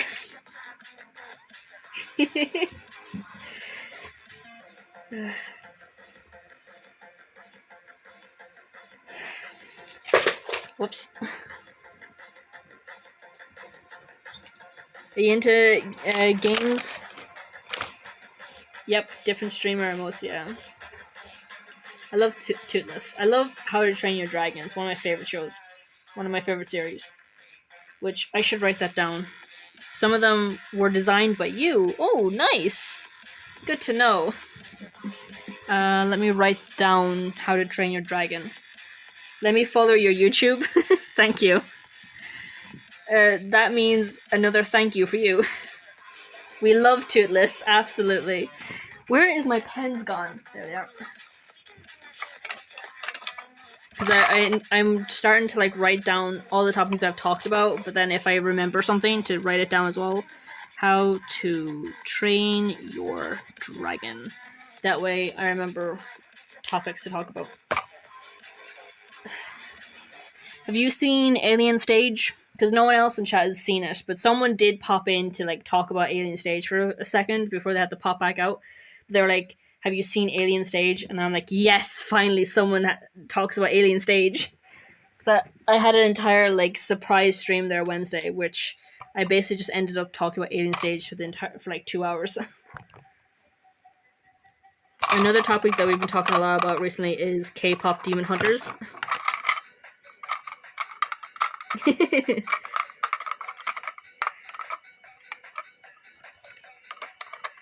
I'll give you these as well. These rainbow hearts.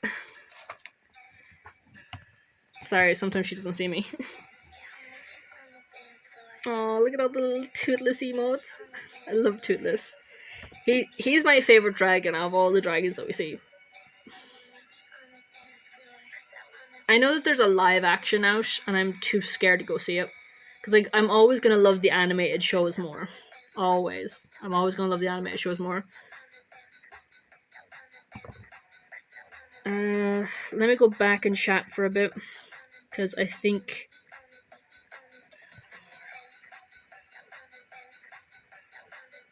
Oh yeah, the piracy line. Saying culture shouldn't be appreciated by those... shouldn't only be appreciated by those who afford it, saying he was okay with their game being pirated, which is just such a fire line. Honestly, that is so true.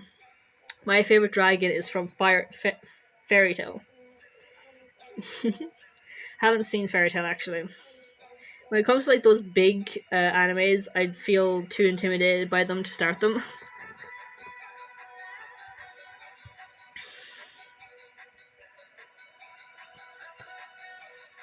Yay, pirating. I still find that funny, the fact that you said yay, pirating.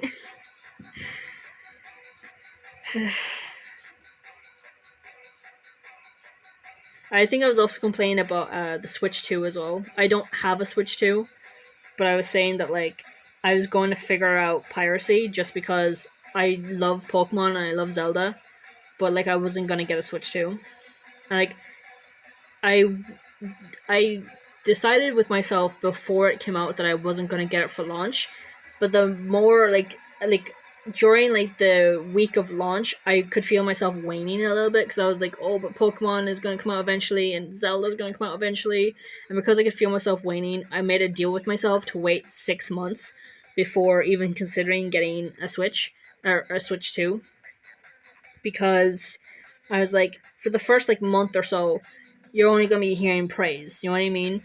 Whereas it's after a while, people actually start talking about what they really think of something. So I was like, I'm gonna wait for some time to go by first, and then we're gonna actually hear what people actually think about the Switch 2. And literally, I'm so glad that I waited, because like you've already heard now how like people have been returning their Switch 2s, and how many Switches have been like bricked, because like one story was someone like literally named their Switch Twink Link, and their Switch got bricked, and they call customer services. I have done nothing to warrant my Switch being bricked. Do something about this. And they're like, once your Switch is bricked, that's it. There's nothing you can do about it. It's fucked. I'm like, are you kidding me? I'm a big horror games lover, by the way. I actually, yeah, I've seen so many horror. I've had a few people in chat who love horror games. Is Five included in there? Because a lot of people like Five Nights at Freddy's. I think some of my first streams I was talking about Five Nights at Freddy's. I love Toothless. It's like if a cat was big and can breathe fire. Isn't that actually the inspiration for Toothless?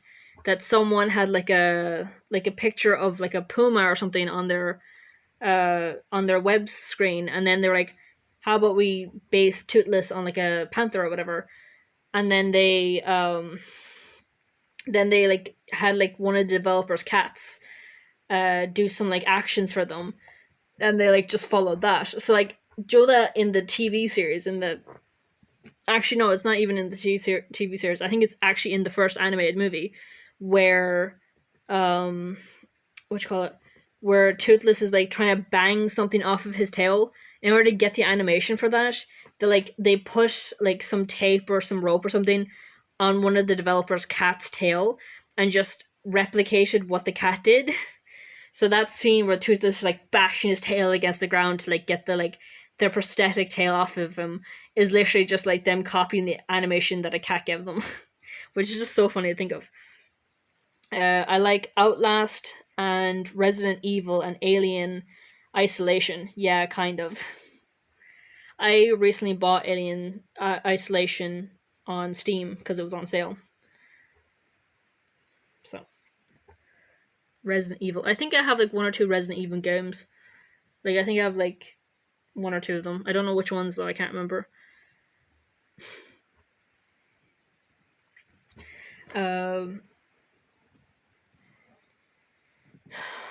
There's a lot of like, and then there's with Pokemon as well, with Pal World, the way Nintendo was just dog shit towards them, and then they're dog shit towards their fans, and I'm like, Nintendo needs to learn a good hard lesson, so it does.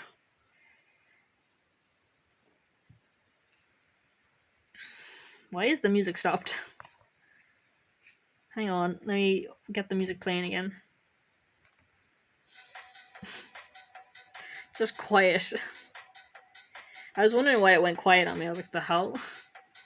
Also, I have two games going on in chat right now. I have Stream Bingo and Pokemon community game.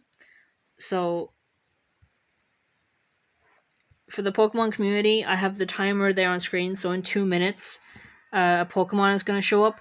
I do have like a sprite image thing, and it sometimes works and it sometimes doesn't. So hopefully in 2 minutes, we'll actually see the Pokemon that's in chat on screen.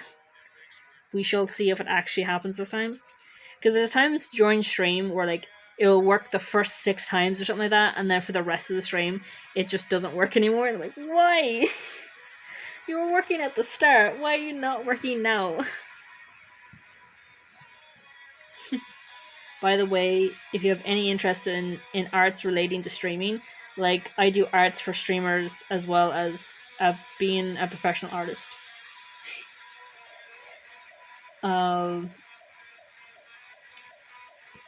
I do like the idea of like being able to, because I'm streaming on a tablet, so I'm streaming off of my tablet right now. But I do have like a PC. It's just it's kind of like a low powered, like it's a low end PC. I'm looking into like getting like a higher end PC, but I would like to be able to like do some type of creations with it as well, like 3D. Cause like there's a streamer that I watch sometimes that does a digital fashion design. I'd love to be able to try that. I've never done that before, but I'd love to be able to try that. And then there's like game development. There's a lot of like Unreal Engine game development type stuff that I would love to try to do on stream. And then I think that's the only thing I can really think of off the top of my head. But I do like watching sometimes streaming videos where like they do where people do like art and stuff. I'd love to see your work. Are you the one that made the toothless emotes?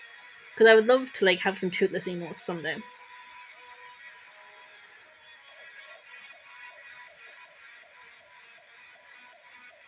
Because that would be cool to have toothless emotes, unless that was like made by someone else or made for someone else. And there's the chat. There's the Pokemon that's in chat. The I don't know how to say that name. Shuckles.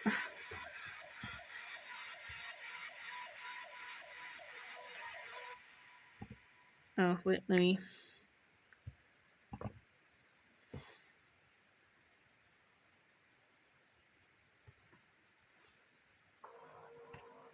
Oh yeah, and then there's like ways to like make your own models as well. Cause like this model right here, uh, I'm using Prime Live Studio to like I'm using like their pre-made model, and this model is called Neon. So I'm using their pre-made model so that way you can like see my expressions and stuff like that. But I would like to like make my own model eventually. It's just like right now, my PC is not powerful enough to let me do anything. Like literally, I'm streaming on my tablet right now, so not the toothless one. Sadly, can I add you on Discord? My I don't have a Discord for this yet for streaming, I guess. So not yet. I'd be able to find you from Twitch though. Can I whisper?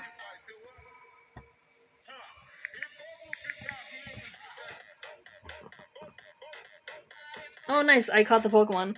So for celebrations, whenever anyone in chat catches a Pokemon, we have celebrations. Um.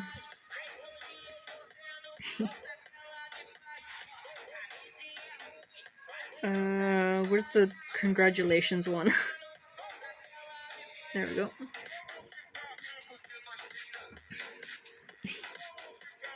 Thank you, Summit.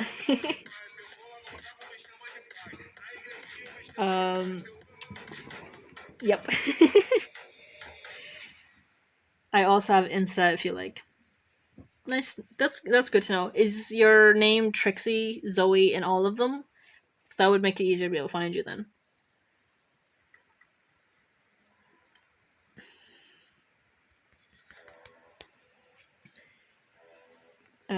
What else can we talk about?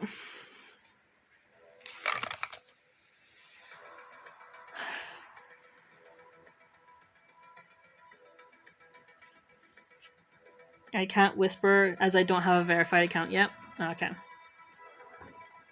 Oh. Whoops. What do?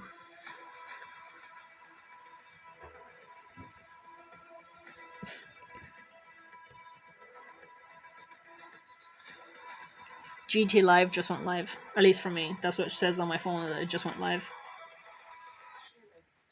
Trixie Zoe is my Insta. Okay. It's good to know. I'll write that down.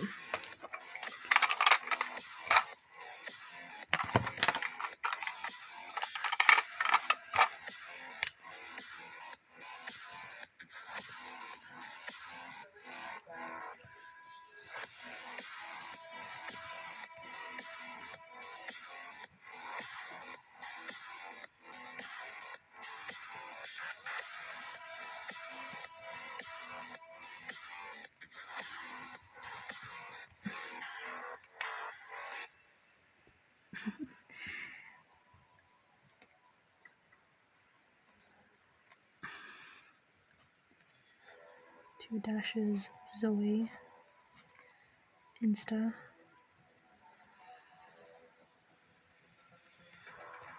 And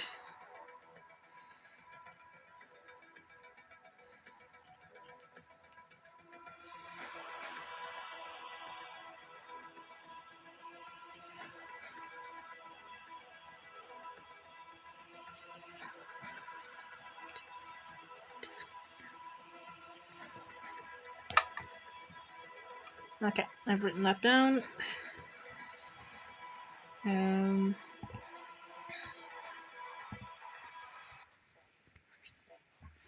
Oh, fucking, I've the Play-Doh, this like Play-Doh-y thing. It's not like actual Play-Doh. I don't know what it's actually called, but like I've been playing with it, and my hands are all like sticky and weird. And, ugh. Ugh. Let's play a random sound.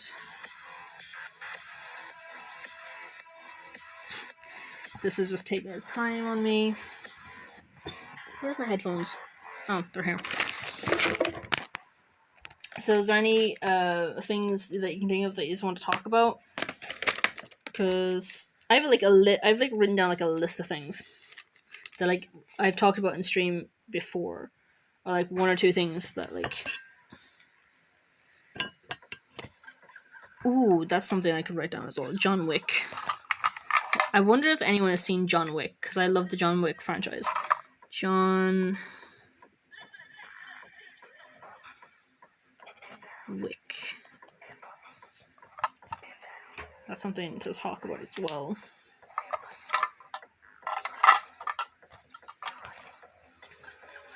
You just hear me messing with my pens.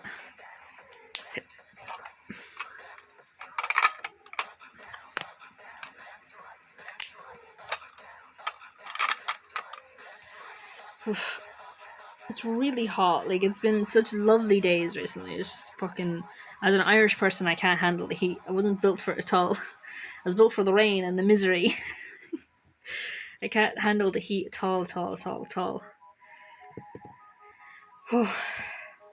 Fuck, it's 12. I want to use the emotes more. Or not the emotes, the effects more. So I have to remember to use them every so often. Oh yeah, I was talking about Alien Stage before everything. Anime. What animes do you watch? I think the only anime I've really talked about has been MHA, and it's not been in a positive light. It's based on how I don't like how the abuse was not handled that well, in my opinion. How it was handled very dog shitly.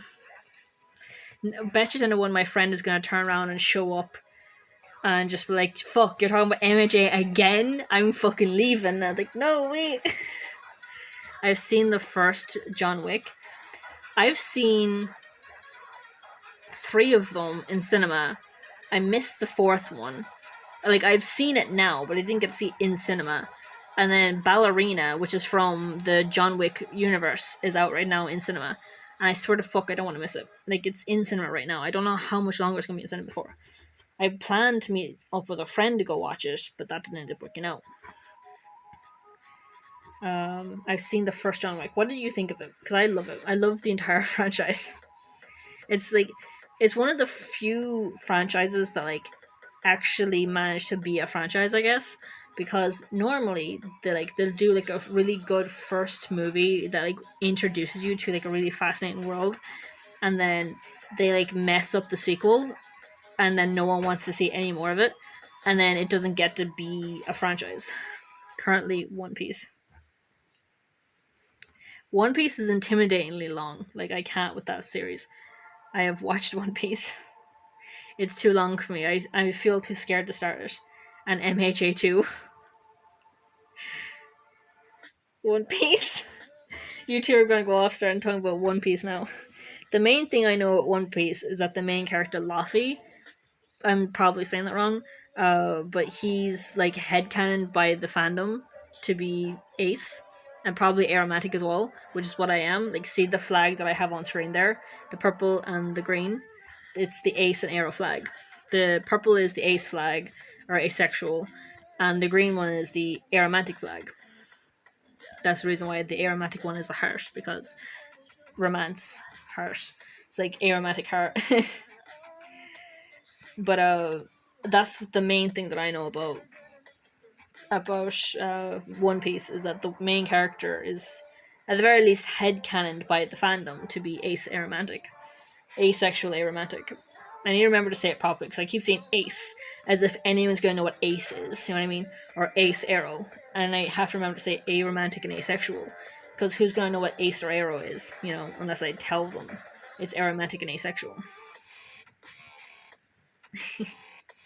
I'm just swiveling back and forth on my chair, and she's just moving back and forth.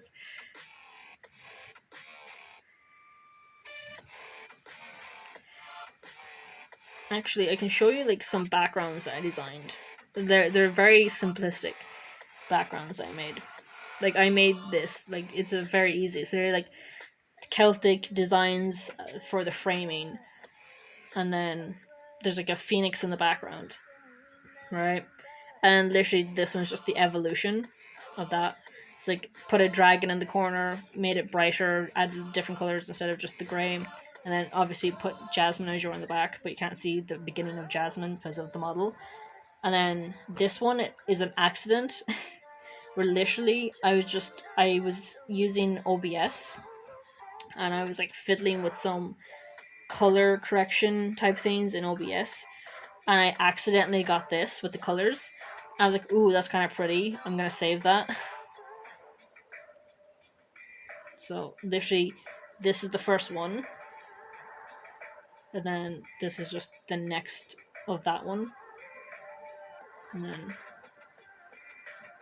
this one, or this one's the very same. It's just color correction settings. I don't know what those settings were anymore. Just that like it got these kind of results. So I just like the way that this one kind of looks like there's like a sun in the corner. It's like that one is the same. There's like the yellowy sunish color in the corner. But I'm using this one because I used the blue Jasmine Azure one for last stream.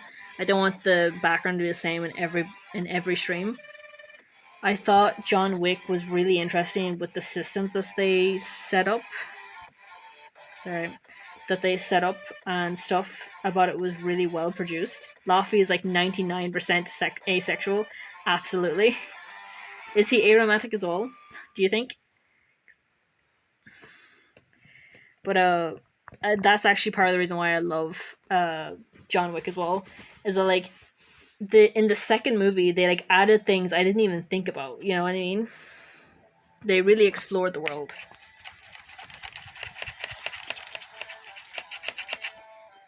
Oh god.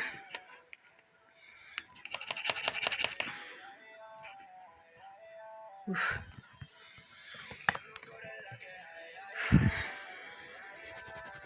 Oof. I'm just gonna like put water on my hands.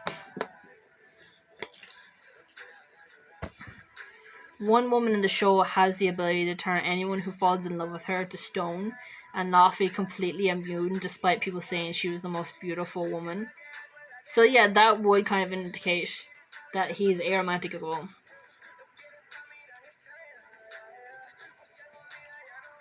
And there is something about like appealingness. So I think it's like there's like what's the word I'm looking for?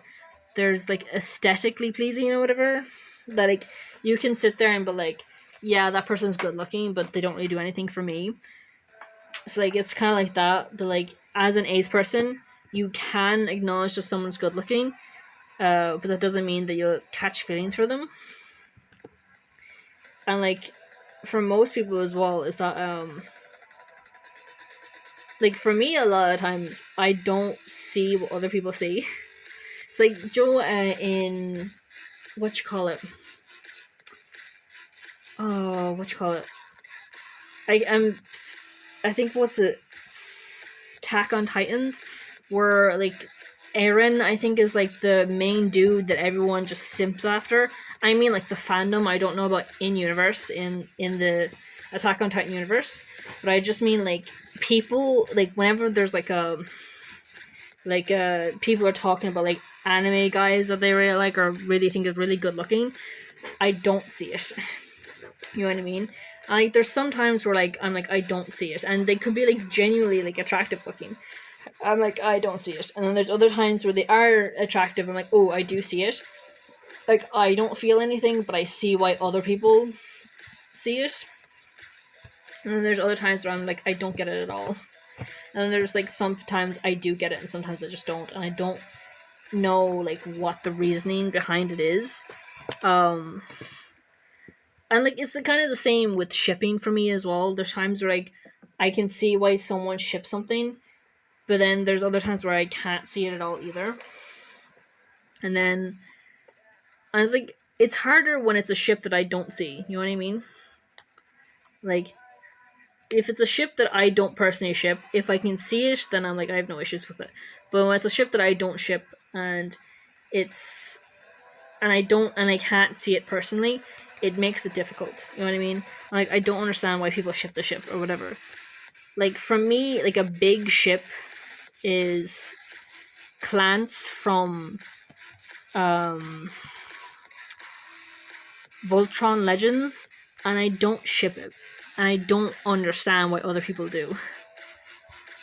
Like I've seen so many people kind of refer to it as baby's first ship, which basically that fandom was made up mostly of like really young people, and so the very bare bonesness of it, of the ship, kind of makes sense in the sense that, like it's most people's like first ship, and like people tend to have like low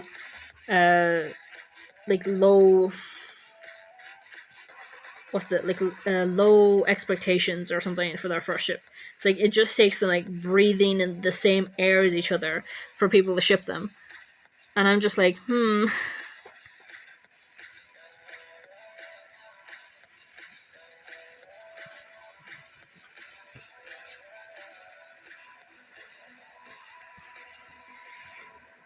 oh god, I'm kind of losing steam. Oh, congrats. Oh, it's congrats to me. All I saw was someone caught it. I was like, oh, congrats. It's because I keep throwing out Ultra Balls, that's why. She keeps stop seeing me. Alright, congratulations. Today is not my day. Remember fucking Monday stream, I think it was? Because you said you weren't here Wednesday. So Monday stream was definitely your day, because every single Pokemon, I think, was your Pokemon. Every single time. She keeps disconnecting. Today is not my day. Monday was your day. Today is my day.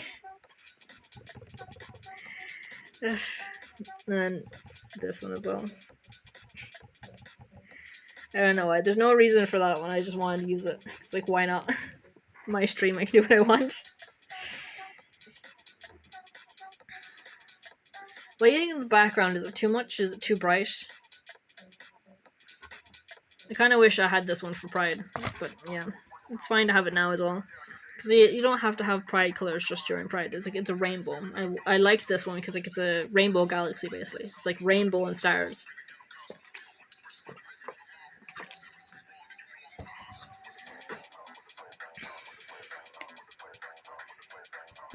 And the other way they say like when it comes to like streaming and stuff, like you should have like a motif or like a brand or something, and I genuinely can't decide on anything. Like I'm literally like rainbows, stars. I want butterflies in there somewhere, but I haven't managed that yet. I have literally like in the things that I made, I have like a dragon and a phoenix, and then I have like the Irish like designs with the like on the thing. Like going back to the thing for a second. Like going back here.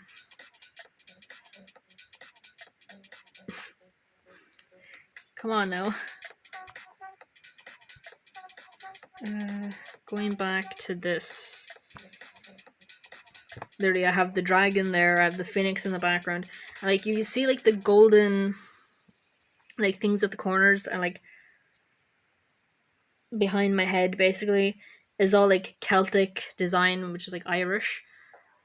So like I have the stars in there, I have dragons in there, I have phoenixes in there, I have some Irish designs in there. I just don't have any butterflies as of so far. I was like, none of that has any correlation. So like rainbows, stars, dragons, phoenixes, and butterflies. Like none of that has any real correlation. Can I do this? No, it won't let me. Not really.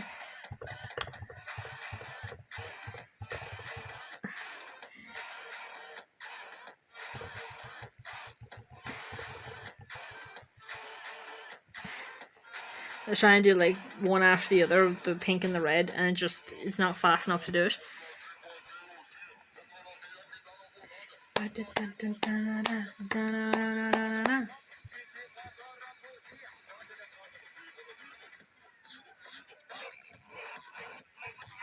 Hang on, I have dancing monkeys. I have a dance party.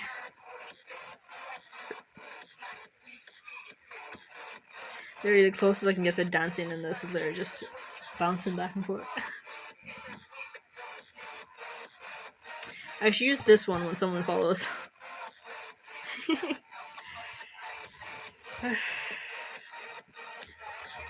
Whew. It's really hot. I said that already. Oh god. Whew. Whew. Fucking hell. I love catching Pokemon in your... I love how catching Pokemon is your excuse to show off all of your effects. Honestly, it's like, if someone catches a Pokemon, all the celebration effects. If someone doesn't catch a Pokemon, all the like sad, defeated effects. I'm trying to use effects for when someone comes in a chat. I kind of forgot to earlier, but I did it eventually, where I'd like give like the hi and like other hellos, and then like for Trix there when she subscribed or followed, then I was like the thank yous. I have like two thank yous. Yeah, two. And then rainbow hearts, just because why not? Rainbow hearts can be for anything. This one can also be for anything. Like love to you, Summit. The happy one, like the ha ha ha's everywhere. I'm trying to use that one whenever I laugh, or whenever like literally earlier on in the stream, someone called Silver was coming in and they're just telling jokes, and so like every few minutes, like when they would tell their joke, I was laughing, and so I was using this to be like ha ha ha, because I was like full on laughing. Like one of the jokes they gave was like this, the one that like this is the first one they said, and it got me going because like I was like, I didn't actually see that coming. I should have thought of it. What do you call a book club that is stuck on one book for years?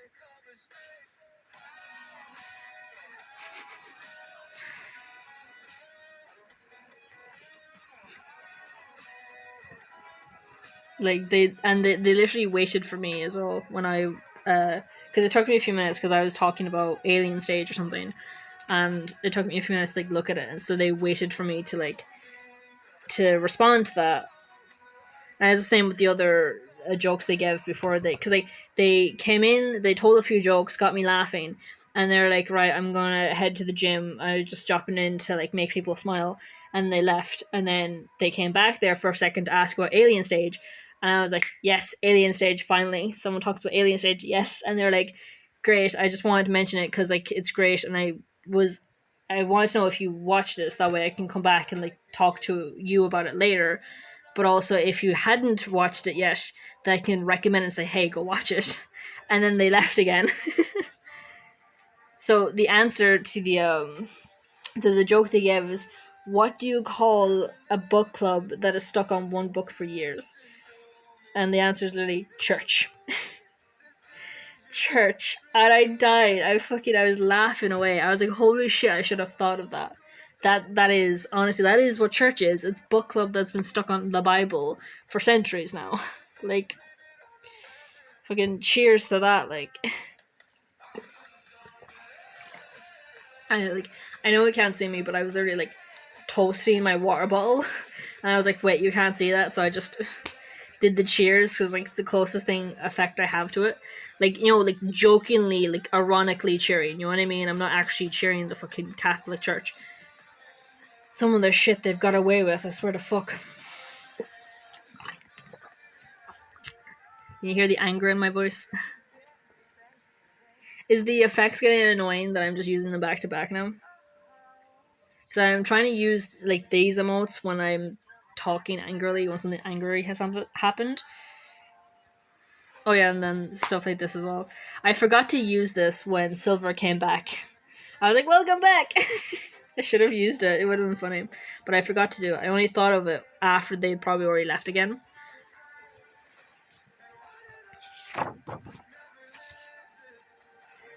Listen. Ow. I need to get like a fucking massage chair, I swear to god. Do you know of any stands that can hold a tablet but also has like face tracking? Because I need like a stand that has like face tracking so that way she can like keep following me. But the only ones I can find are for your mobile phone. So that means like it won't be able to hold my tablet.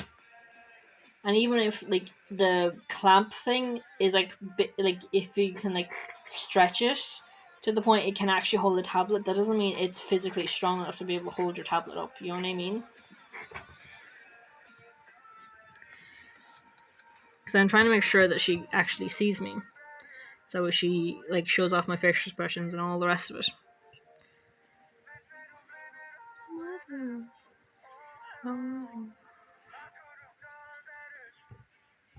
Oh, and also, I found a way to stop the remote control thing from disconnecting on me.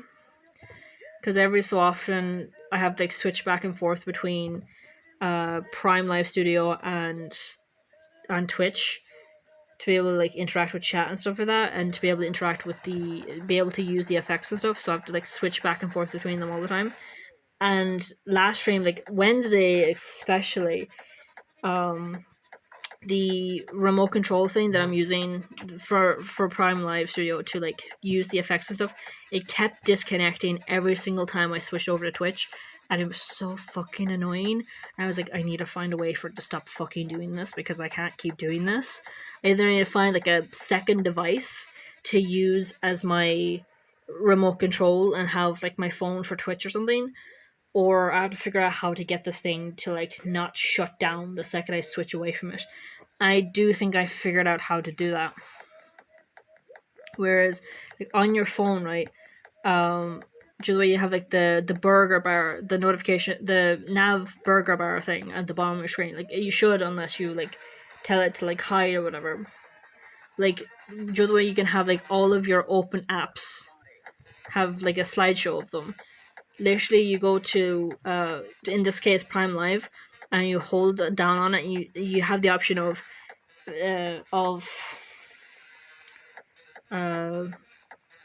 app info, or keep open, or pin this app. And if you click keep open, it prevents the remote control thing from disconnecting every single time you click away from it.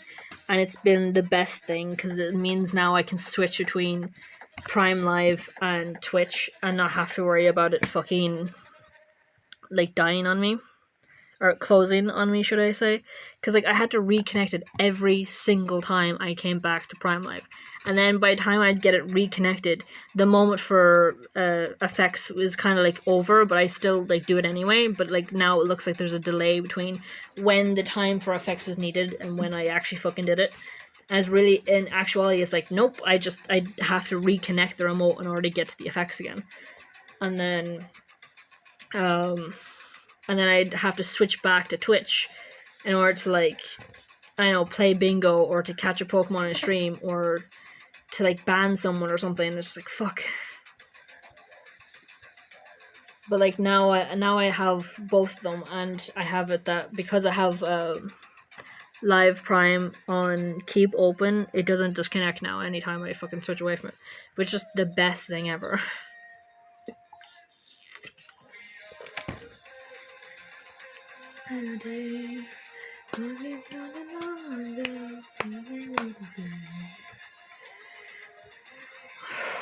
Also, I think it was on Wednesday stream where I temporarily added a Pokemon theme into the sound alerts because someone talked about how they love the Pokemon theme from like the anime, and I was like, oh yeah, the Pokemon theme from the anime, hell yeah! And I went into sound alerts and I found the Pokemon theme and I added it to the stream, and then I clicked yeah on it. Say I've been noticing that on my thing as well because I'm watching the live, and it's like 5 minutes or 10 minutes behind where I actually am. A fairly big delay. A muck something.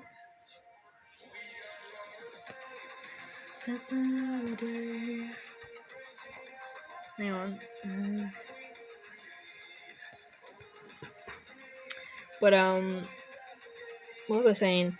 I was just saying that like I'm glad that like it's not closing on me every few seconds. Cause like it was literally like I'd get it reconnected and then I would have to immediately skip back over to Twitch, and then I'd come back to live to have to reconnect it all over again. It's like fucking. It was irritating as hell.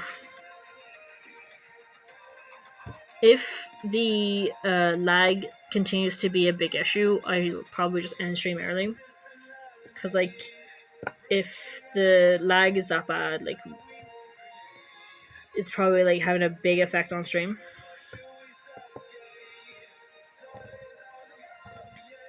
How do I? Cause like, I keep forgetting to kind of like say like, hey, I have 2 games going on I have 2 games going on in Steam, in Twitch, with one being Stream Bingo and the other being Pokemon community game.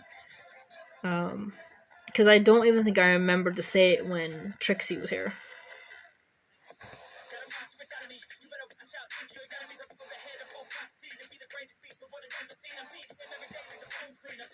Oh, it's a Lola. I didn't realize it was a Lolan Grimmer? I did not know that. Congratulations again. I'm telling you, it's the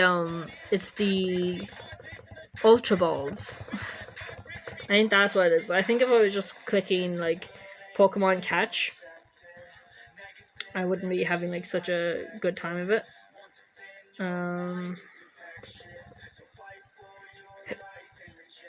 Where's the congratulations button? I suppose this one can kind of count as a celebration thing, because it's like, dance party, yeah! What else? Oh, the clapping one.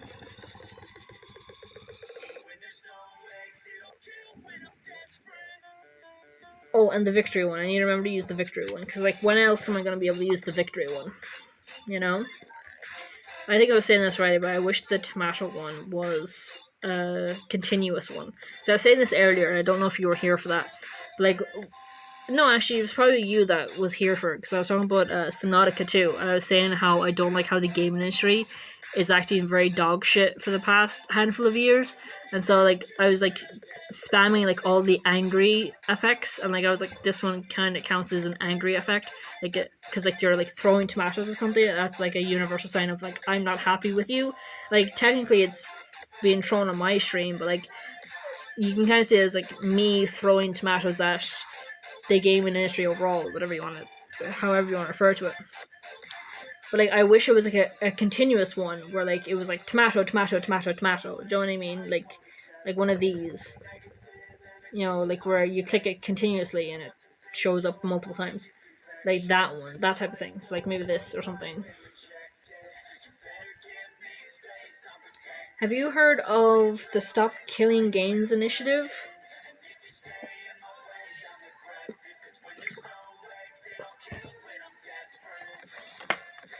Oh yeah, we were talking about like John Wick there for like a split second.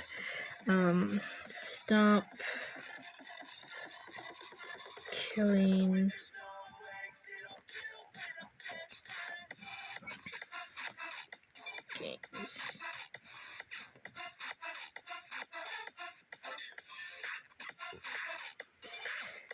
Going back to John Wick for actually just a second, we can talk about Stop Killing Games for a second.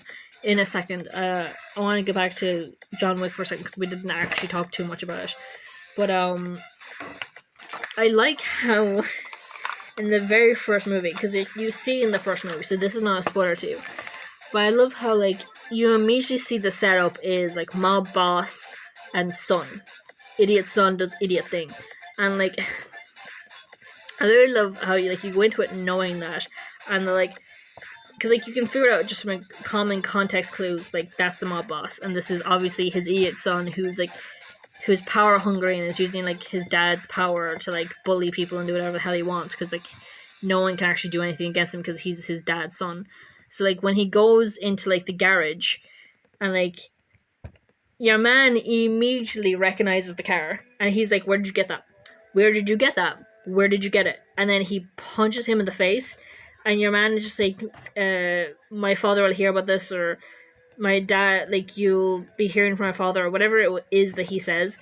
And like later on, when we actually have the dad, and he's on the balcony, and he's just like, "I heard you struck my son," and he goes, "Yes, sir, I did." And he's like, "Why?" And I think he said, I think he even like, I think it was he just said why, because like, and you can hear the undertone of why the fuck would you do something so stupid? Like that is my son. Like you should know better than that. Like why would you do that? And just him saying, "Well, you see, sir, he stole John Wick's car, and he killed his dog." And then your man just goes, "Oh," and hangs up the phone. Because in any other situation, it'd be like, "Why the fuck did you do something as stupid as hit the mob boss's son?" And he's like, "Oh, well, he was just, it just happened. I'm so sorry, sir. It'll never happen again," or whatever. And then he'd be like, "Oh, it'll either end there, or there'll be like a scene of him being like beat up or something for like hitting the son or something." But just that scene where it's just like he killed John Wick's dog. He stole John Wick's car and killed his dog. And all it was this just the mob boss going, "Oh." That moment speaks volumes. Just, oh. Like, fuck. It's like, wait, this guy knows John Wick. He knows who this guy is. And, like, this is the first movie. We don't know who John Wick is. You know? But the fact that everyone in universe is just like, "That's John Wick. You don't fuck with John Wick." And it's just like, oh. I was like, what? Like, that's all the context clues you need there, that he is dangerous. You know what I mean? So, and then literally, where he's actually talking to the son, and your man goes, "I'm not angry by what you did. I'm angry by who you did it to." And then your man is just like, the son is just like, "What, the fucking nobody?" And then the father corrects him and goes, "That fucking nobody is John Wick. AKA, he's not a nobody, you dumb cunt. Just because you didn't know him doesn't mean he's not known." I was like, in my opinion, that's a failing on the father and all the goon, all the like men in the mafia or whatever the fuck they were, because there's like a scene earlier on where the like where the son and John like accidentally meet across each other, whatever, and the son is like, "Oh, you know, how much for the car or whatever." Like at first he's speaking like Russian and he's like, "Oh, like he's calling John like a bitch or something." He's like, "Oh, it's a nice car, it shouldn't be belong to a bitch," or something like that. And then John replies in Russian going, "It's not for sale, bitch." and then just fucking drives off on it. And like it's clear that the son doesn't know who he is, but it's clear that the dude that's with the son knows damn well that that is John Wick, because he's like, "We're sorry for disrupting you." like it's clear that, well, the son and his friend, the friend doesn't know who that is, but it's clear like the older dudes who are with the son know damn well that is John Wick. You know what I mean? It's like, it's a failure on the father and the mafia dudes for not going, that is John Wick. He is the most deadly fucking assassin, one of the most deadly assassins in the entire underworld. You do not fuck with him, and he will not fuck with us. Do you understand, pompous rich boy who doesn't know jack shit? Like, literally, it's a failing on the entire mafia at that stage for none of them going, this is John Wick, shut the fuck up.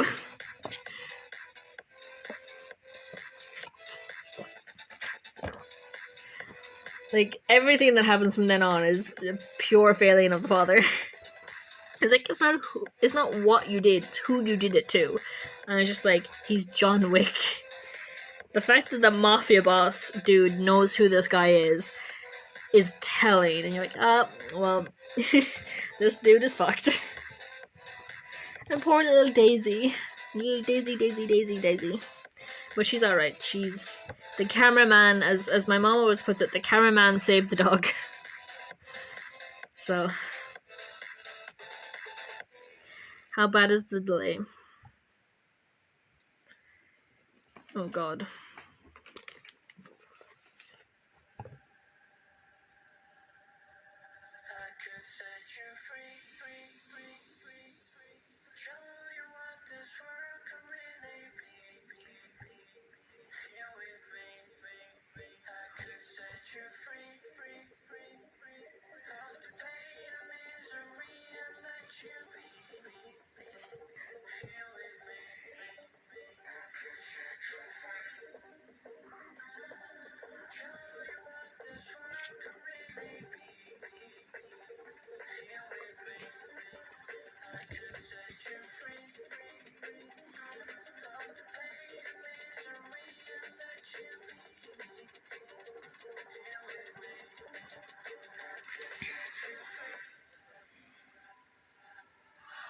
Sorry, I'm listening to the stream back, and it is actually a few minutes behind me.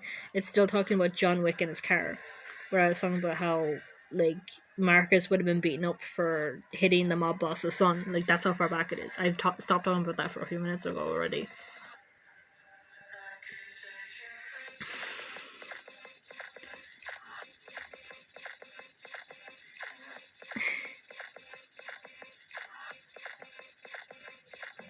I could talk about John Wick forever, but it's so far behind that, like, you wouldn't be able to respond to what I'm saying in time before I move on. Like, I could talk about the entire John Wick series, honestly. I should rewatch some of the movies. There's like one scene from, like, I think it's the third movie.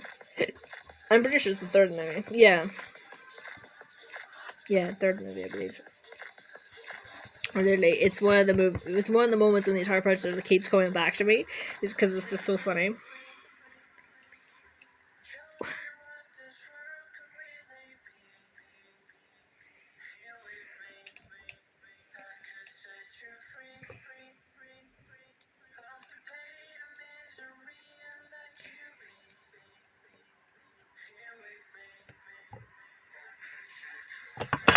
Whoops.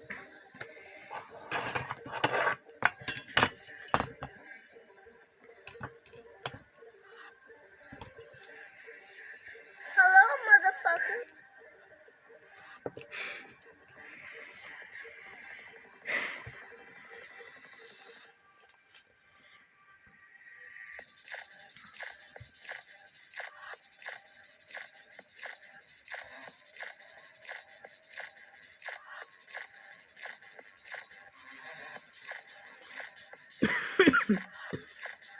I don't know anyone who's streaming right now.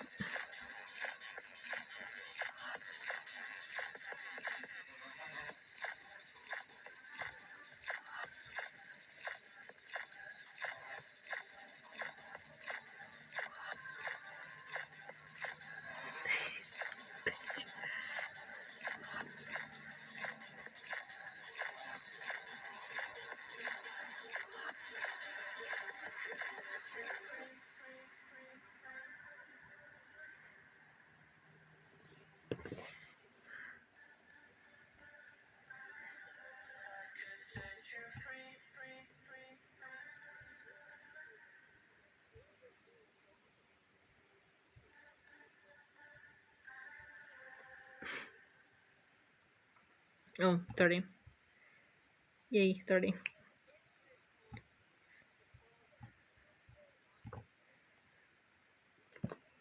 So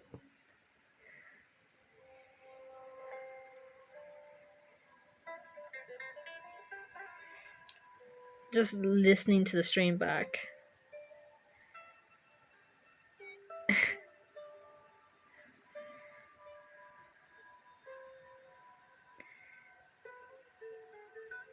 Oh my god. It keeps disconnecting. This is John Wick, shut the fuck up. Just watching this back, oh my god. It's so far behind me. Ooh. Pokemon in chat.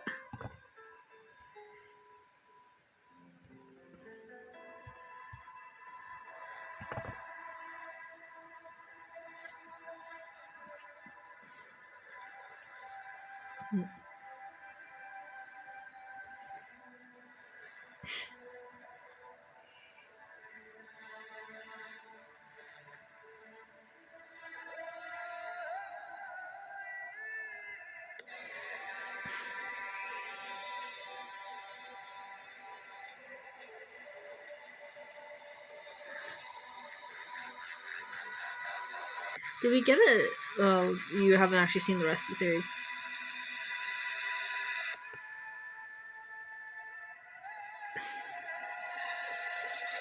Because there's like another dog that comes into the series afterwards, and I don't think we actually get a name for that dog.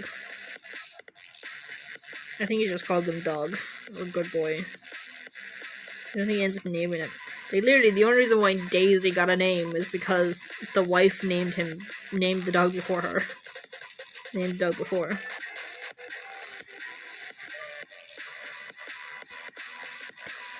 Also, there's this trope in media called Fridge the Wife or something.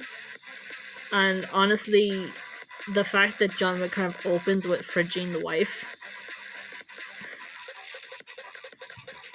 Yeah, it's the Ultra Ball, honestly, that's what's happening. Every time like I throw out an Ultra Ball, I catch the Pokemon.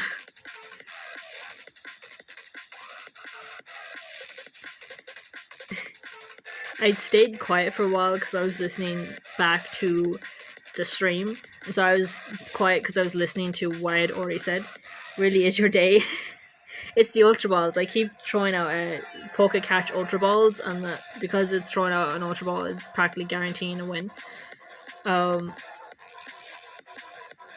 like literally the amount of time I'm quiet is how long of a delay is actually in the stream, because I'm listening back to the stream.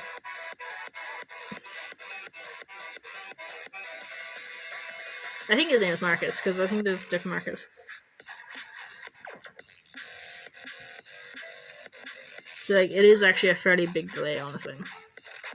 So maybe I should consider like just turning off stream for the night, because it is a fairly big delay. Because this thing is telling me it's like I'm getting like 4 to 2 FPS. It's like the FPS for the last few streams have been really bad.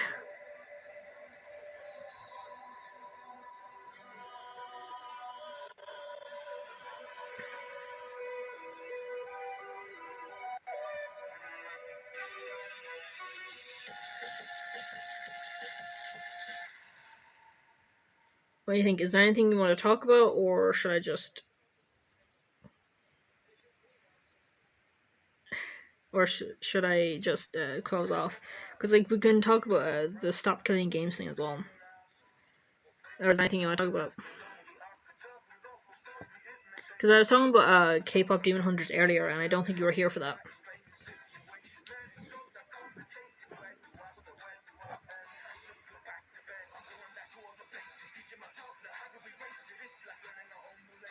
Because I don't want to say the moment that keeps going back to me, because like you said you only seen the first movie, whereas the moment I'm thinking of, I think, is like movie 3.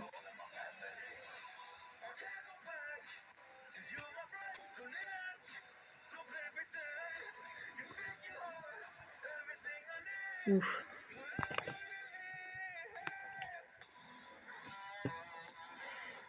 I need to stop messing with that Play-Doh stuff.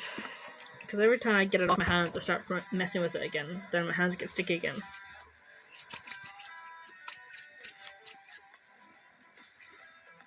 I'm not even eating the damn cheese anymore. I'm just playing with the fucking dough. Yeah, it's really far behind. Like, it's still catching up.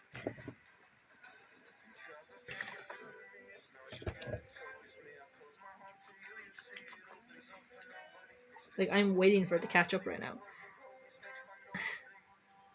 I'm waiting for it to catch up again.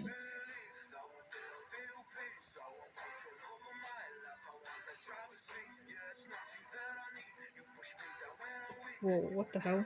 Oh.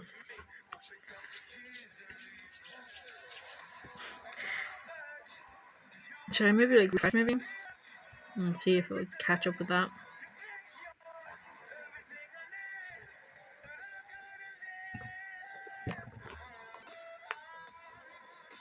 Oof. See it constantly buffering as well. Oh, it's seriously far behind. It's still like a Lola Grimmer. Grimmer. It gets really far behind. Damn. Might actually be better off when I pause it now. Because I'll have to like have it on the just ending soon screen for like 3 to 5 minutes just to catch up with itself.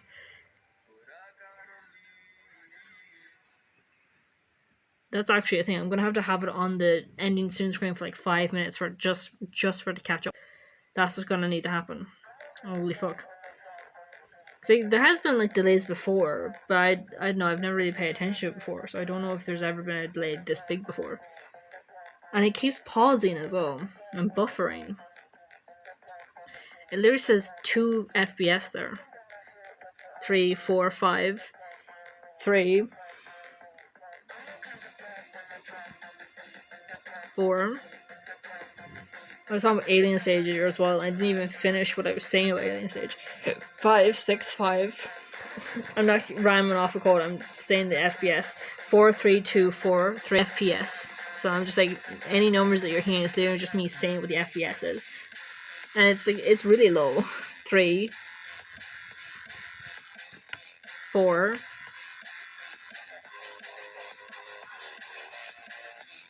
I can hear it buffering and pausing. 3.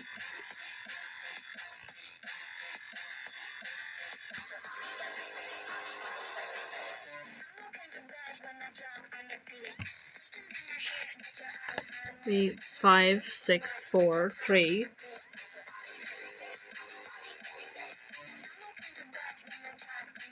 4.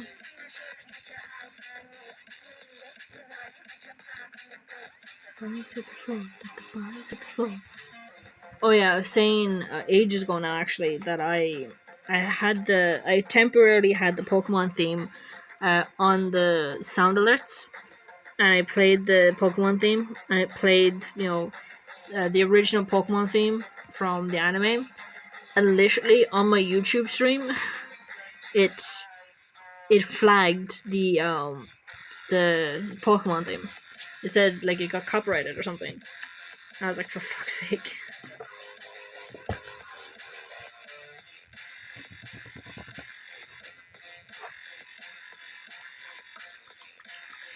So I immediately removed it. Like once I found out that it got flagged, I removed the audio from YouTube.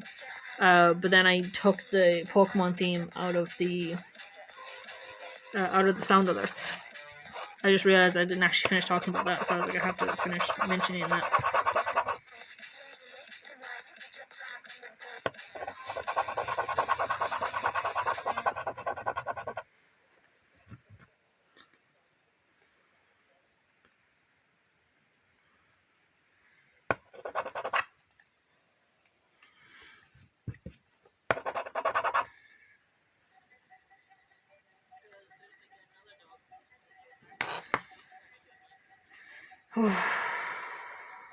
I'm actually really tired just waiting on stream to catch up with me.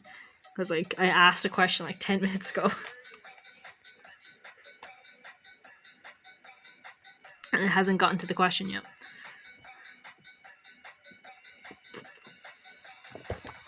Oh.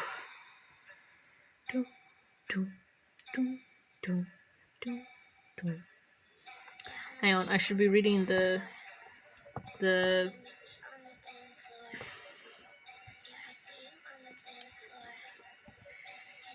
I should be like reading the comic because I have time right now because I'm waiting on the lady to catch up with me.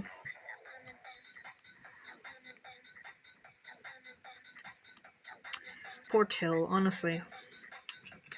Only he'd get his act together. Temporarily off.